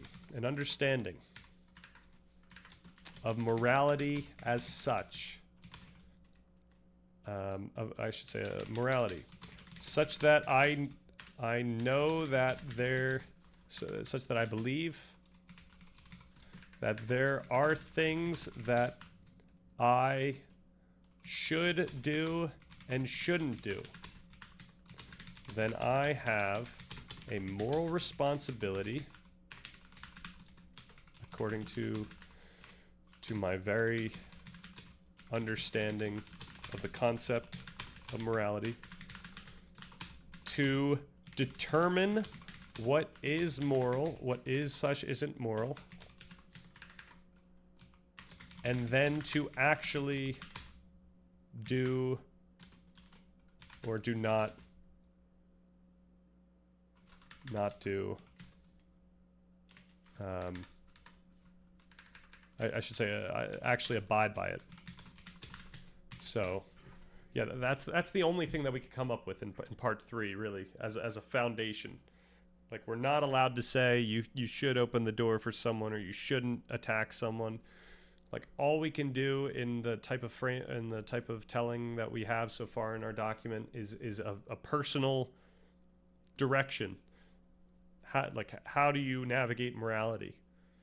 And this is our basis. Now we have to still get in that whole discussion about how we need heuristics in order to ensure that we don't fall into a type of morality that we would originally think is reprehensible, right? This all started with the pointing out the whole concept of the book Ordinary Men, which was the ordinary men that ended up facilitating the Holocaust, and how their moral compass was able to slowly, because of social dynamics, get to a point where they could do things that felt fine but were reprehensible according to many other people and even themselves, probably 5 years prior.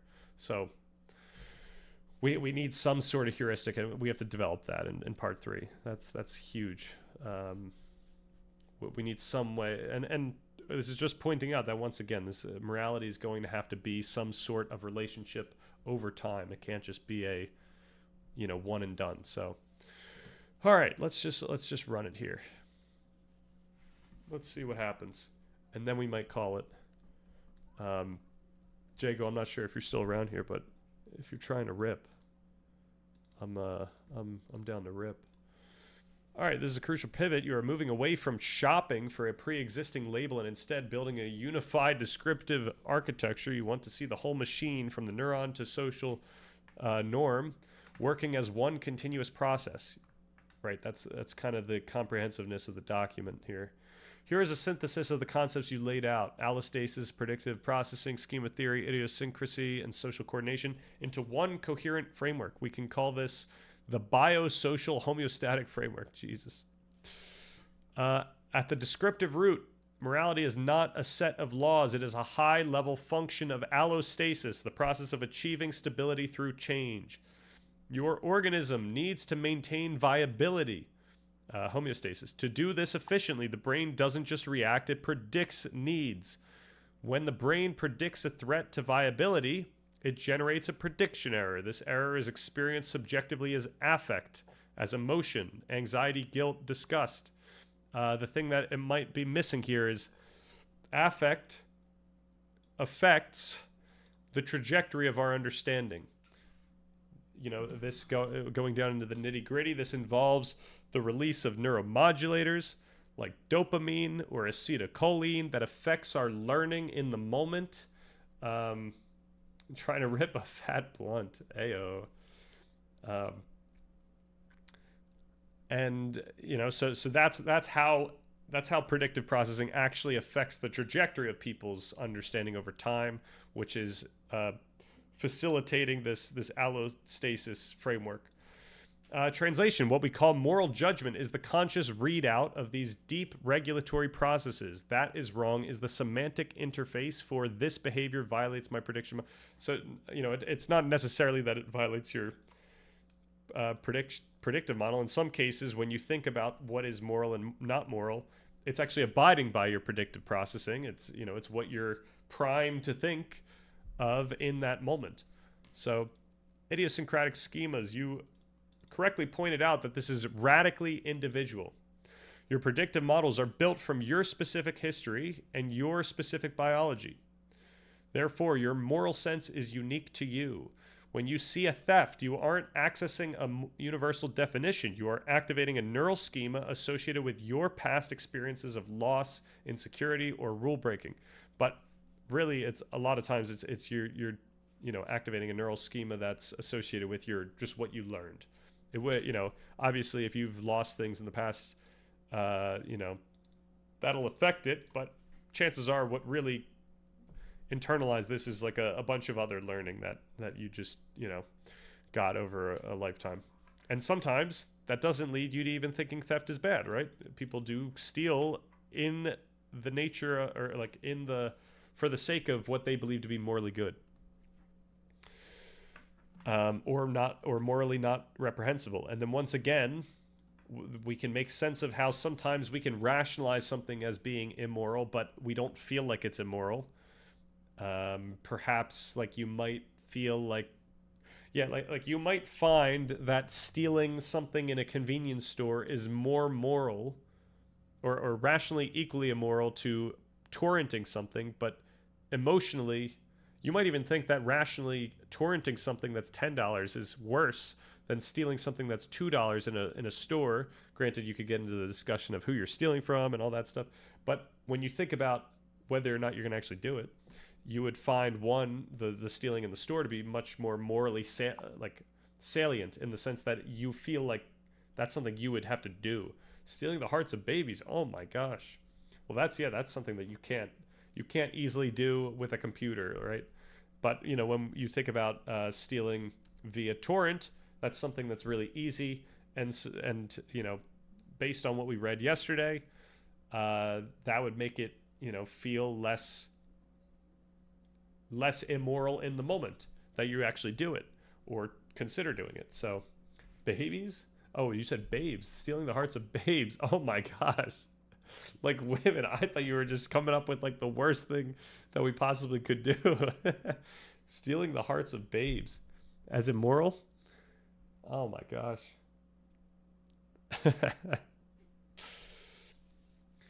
All right, no objective morality. In this framework, searching for objective morality is like searching for objective hunger. Hunger is a real regulatory signal, but it is internal to the organism. Okay.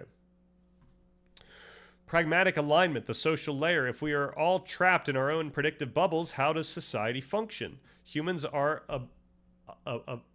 obligatorily gregarious. My homeostasis depends on your behavior. Therefore, my predictive model must include predictions about you. We generate shared symbols, words like justice, rights, to act as bridges between our disparate neural networks. I don't like when it says like we do things to do something, because that implies some sort of cognizant intentionality. But we end up generating these symbols over time as they actually, I wouldn't even say because it bridges our disparate neural networks. It does a lot of things. Like these symbols end up allowing our society to survive. But we probably, you could say more generally, we generated communication via evolution because it helped us all survive. And so it's not like norms were tools that we ever came up with. Norms were always there via evolution. I should say, okay, a couple things. a couple slight flaws. Where was the first one?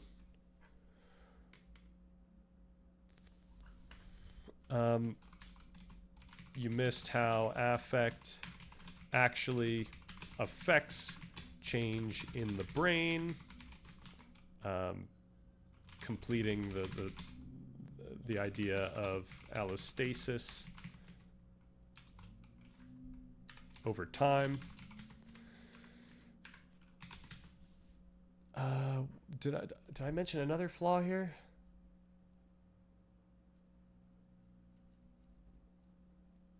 Oh, in general, we don't want to be too assertive about what morality is.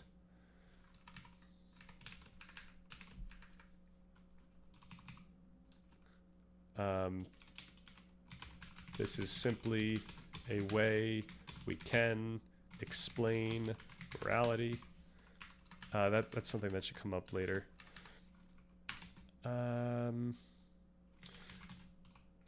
Your language is a little too... What's the word I'm trying to get at? Oh, I should say... the telling needs to be more pragmatic oriented. For example, it's not that... no, I should say... It's not that morality was something that humans cognizantly discovered or invented, and it isn't even exclusive to humans. Rather, it is a manifestation of evolution and cultural development. Okay. Also, in general, so I'm gonna see if there's even more, but I'm being really nitpicky because this is like still pretty close. Okay. The practical lever, agency and responsibility. So we're still at the social layer. Okay. I should use this as an example. For example, we don't come up with symbols to act as bridges. Rather, communication was an adaptation from the get-go. And symbols undertook, I should say, in the manifestation of symbols undertook a long development. I don't know if that's the right word, undertook, but all right. We don't need identical understandings. We only need pragmatic similarity. And once again, social equilibria aren't static.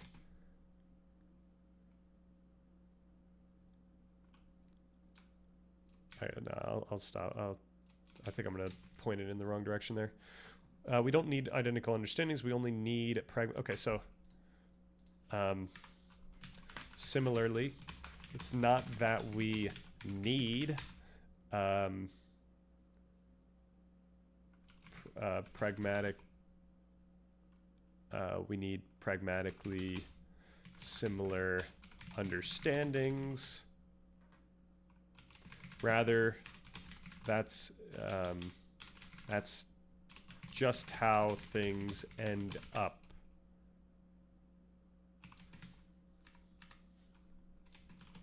need in this case would be inappropriate as some sort of ad hoc rationale as to why evolution took the course it did. Okay. The practical lever, agency and responsibility. Oh, as long as your behavior driven by your scheme aligns well enough with my expectation to prevent conflict, we have a functioning moral norm. In the same vein, what constitutes a functioning norm is ambiguous, and social dynamics are often quite messy. All right, practical lever, agency and responsibility. This brings us to your final vital conclusion. What do we do with this?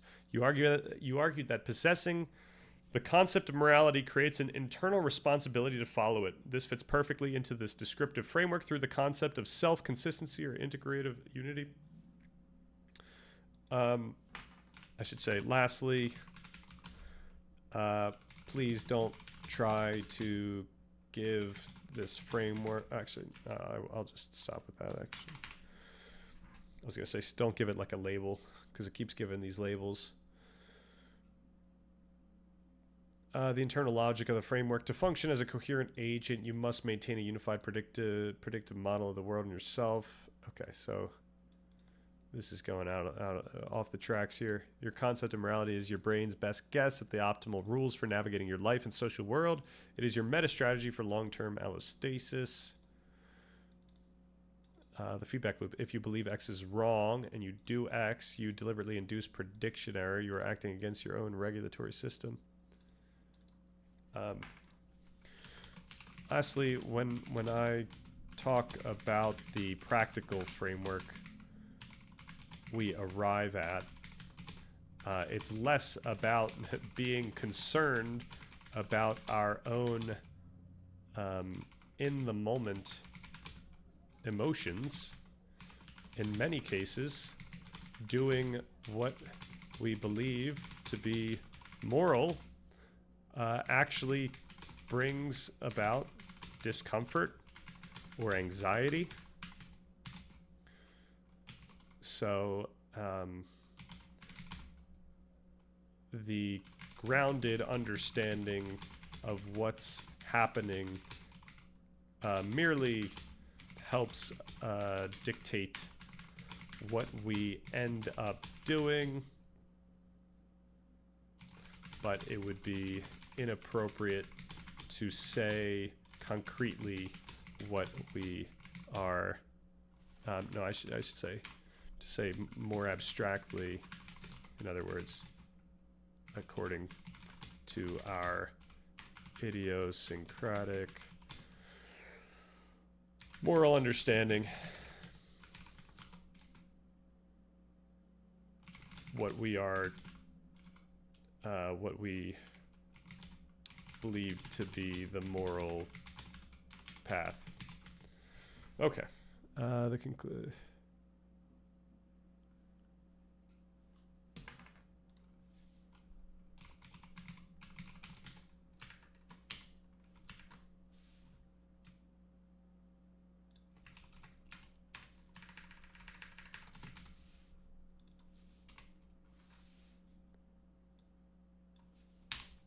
Okay.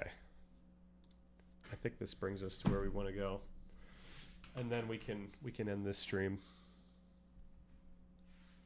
But I'm glad that we walked through this.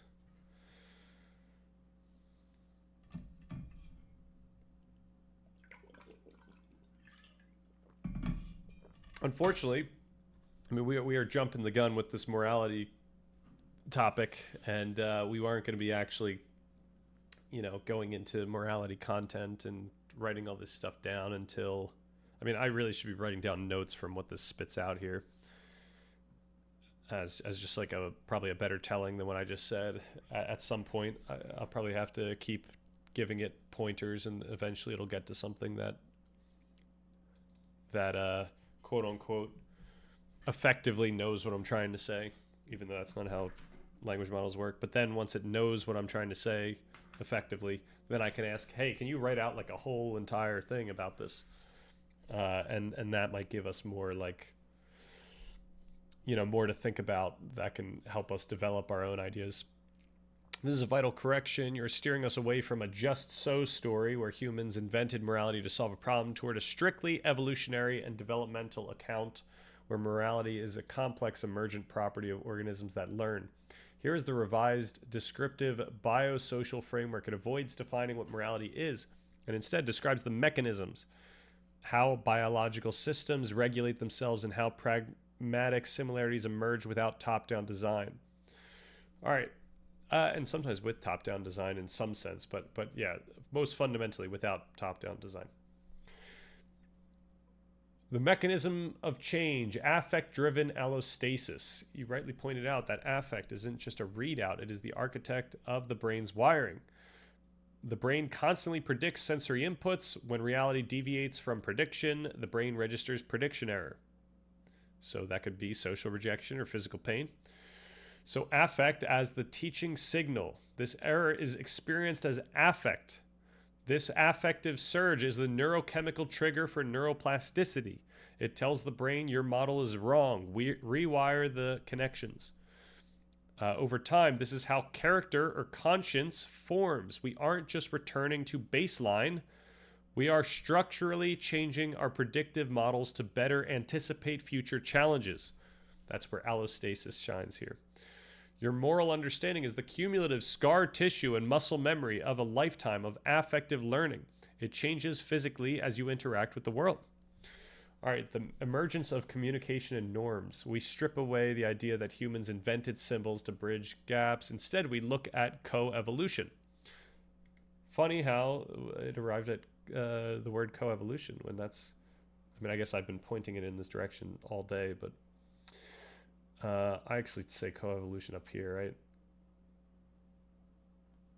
I say co-creation. Yikes. It's embarrassing.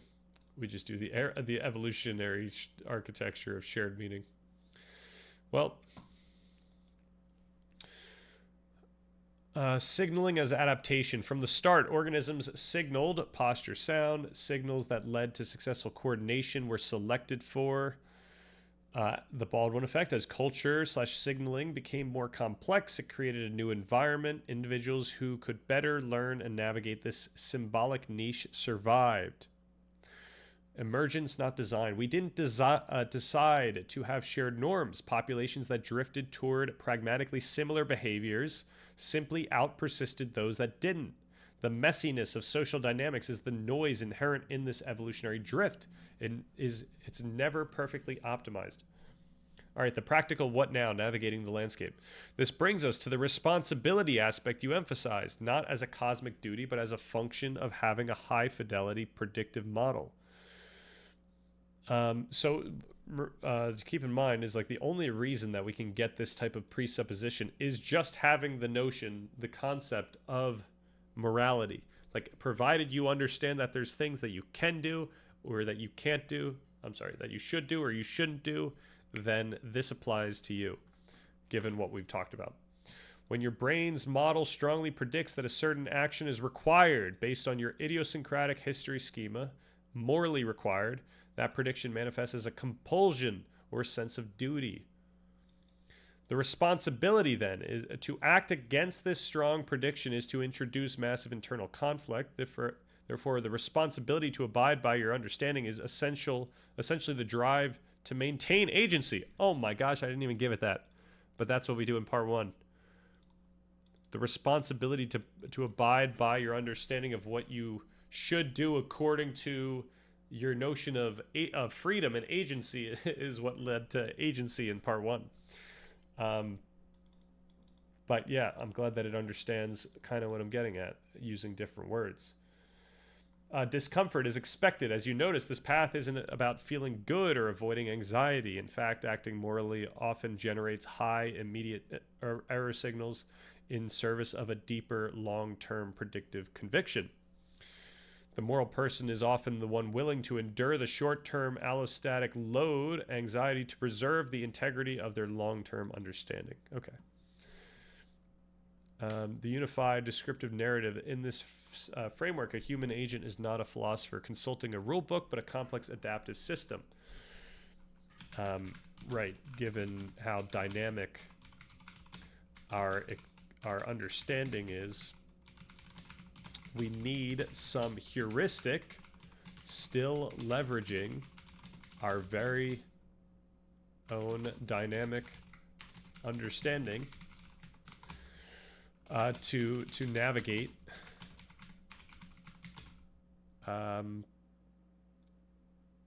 morality.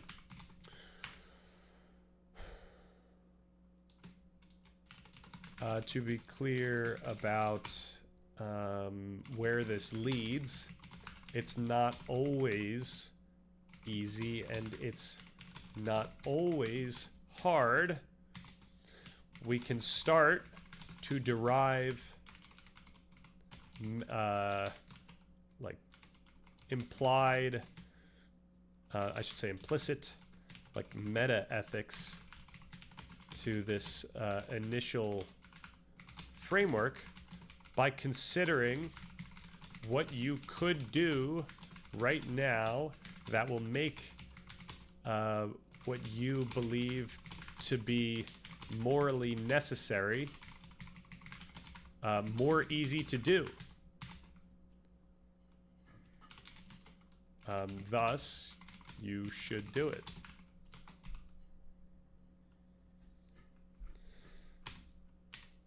Before we start going in that direction, can you write out this entire framework, the descriptive, the explanatory, and the practical in at a collegiate level, at an academic level, including anything that we missed that rounds out this story.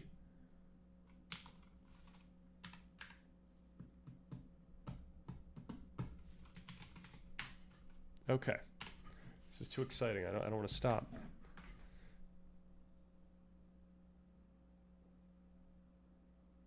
But I probably should stop.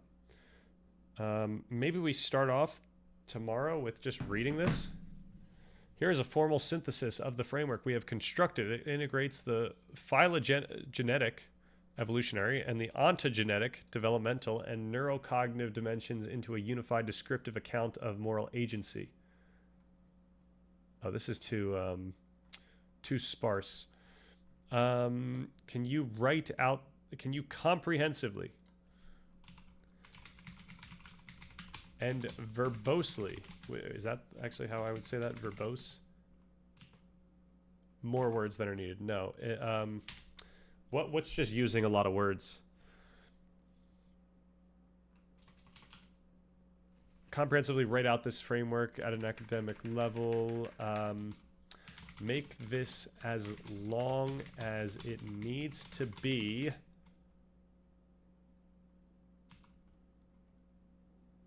Okay, let's just do that one.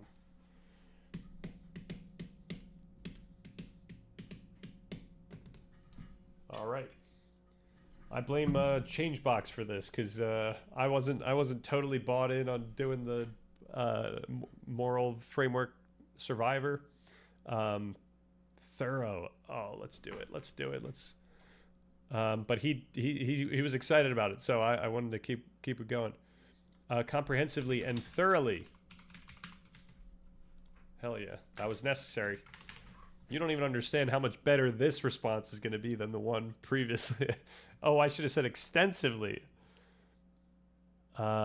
Extensive. How much of extensive implies verbose?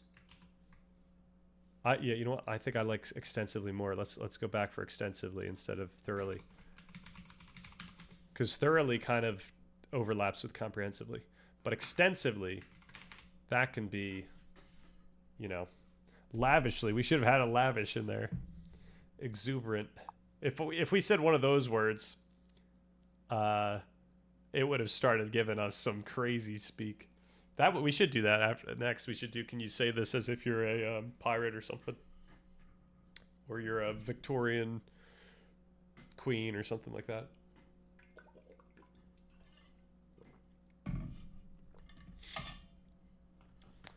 How would, yeah, like how would a leader give this speech? The problem is the stuff that the stuff that we're talking about here is so controversial. It's insane. Like it seems so mundane when we just ground it all in science here, but it's so controversial. I got to be really careful about that because people will infer implications that I do not subscribe to, and that's a real problem. That's why I try to be as precise in this as possible. Okay, back to the joking about Changebox deciding our fate here. I am glad that we went down that path, but there was a chance that we would have just gone back to reading this, which we didn't even. We got this far. Actually, we got that far. We got through the introduction of what we were actually trying to do today. So maybe I do that tomorrow. And then maybe we read this. Maybe we read that, and then we read this. This text treats... Oh my god, we got an abstract. Hell yeah. Well done, Onion Helmet. We got an abstract out of it. My lawyer will be going through every word. Hell yeah. Good. Your lawyer is going to learn something new. Hopefully. I don't think this is like the common way people think about these things, so... This text treats morality not as a metaphysical object, but as a complex, emergent biological process. It integrates evolutionary history, neurocognitive mechanics, and practical agency into a single descriptive system, culminating in the meta-ethical heuristic of facilitation. Yeesh. Okay. The awakening philosophy, the Greek philosophy, dude. I think we stumbled upon their channel at one point. I had some weird interaction, never came back. Well, I'm glad that you don't describe or identify the interactions that we have as weird. All right. This framework posits that morality is best understood as a function of allostatic regulation operating across phylogenetic, ontogenetic, and sociogenetic timescales. So evolutionary, developmental, and cultural. It rejects moral realism, the existence of objective moral facts, in favor of a pragmatic naturalism. Oh my gosh, this is another time where we got hit with the term pragmatic naturalism. Here, moral judgments are described as the output of idiosyncratic, historically contingent neural predictive models. The normative force of morality is identified not as external duty, but as the internal imperative of an agent to maintain predictive coherence and integrity.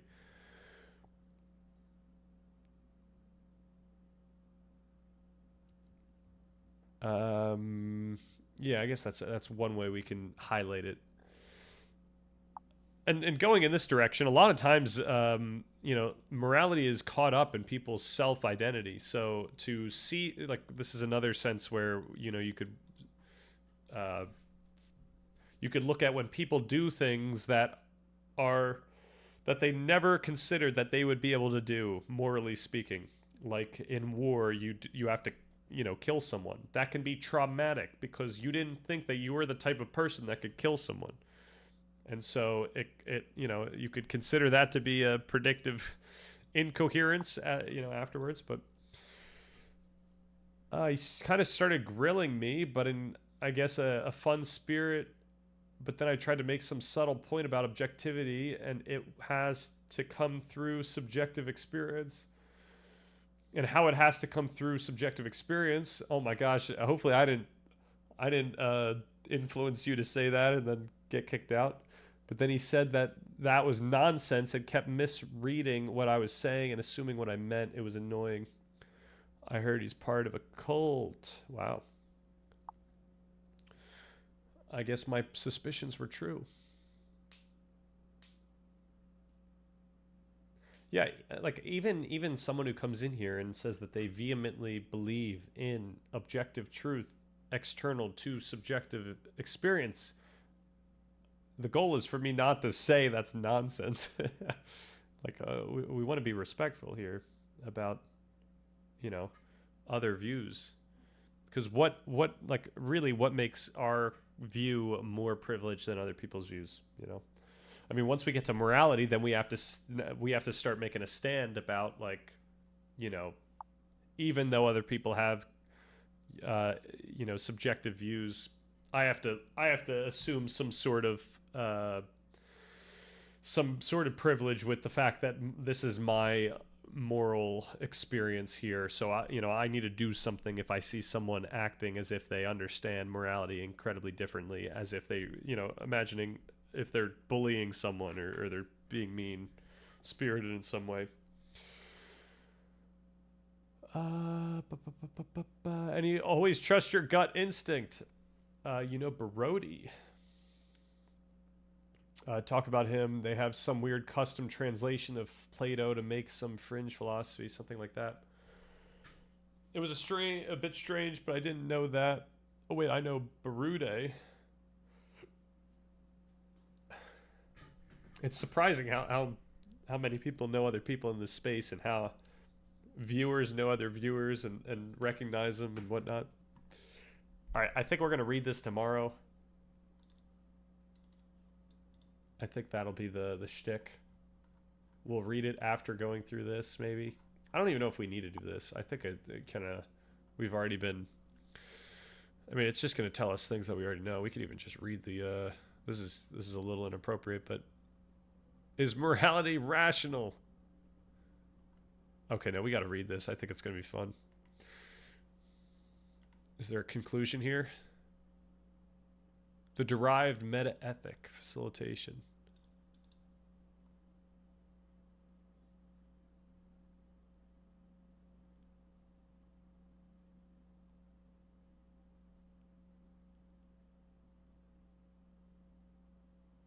Oh, okay. So this is the practical framework, and then the meta ethics around it. So we can consider all the meta ethics around this. This is the step past the initial formulation. Okay. Summary: the biosocial homeostatic framework describes a world where morality is neither a fiction nor a divine law. It is the sophisticated, high-level output of organisms trying to maintain stability in a complex social world. It grounds our responsibility to be good not in the stars, but in the biological necessity of being whole. Wow, that's philosophically profound. But being whole in the sense that, you know, we want to not experience negative emotion. Like, we are, like, you could think about your morality right now as being calibrated to feel very uncomfortable when you see things that are immoral, or when you hear things that are immoral. Like, when we hear about corruption, there's a certain level of, like, you know, underlying feeling that's happening there, that's affecting how we think about it and why we think it's immoral. And, you know, as we discussed, there's probably a little bit of disgust there, like a feeling of disgust involved. At least if you think that corruption's bad inherently. But yeah. All right, we'll read both of these fun things tomorrow, and then we'll watch some videos. I don't know if we're gonna have the time for the videos, but we'll do these things, and then we're chilling. I'm gonna head off and maybe play some Night Rain. We'll see. And then read more Embodied Cognition. All right. Thank you all for chilling. Sorry that this one was a little bit more painstaking, and I was just thinking through things, developing the ideas for myself. So hopefully we have a fun one tomorrow. Have a good night. Have a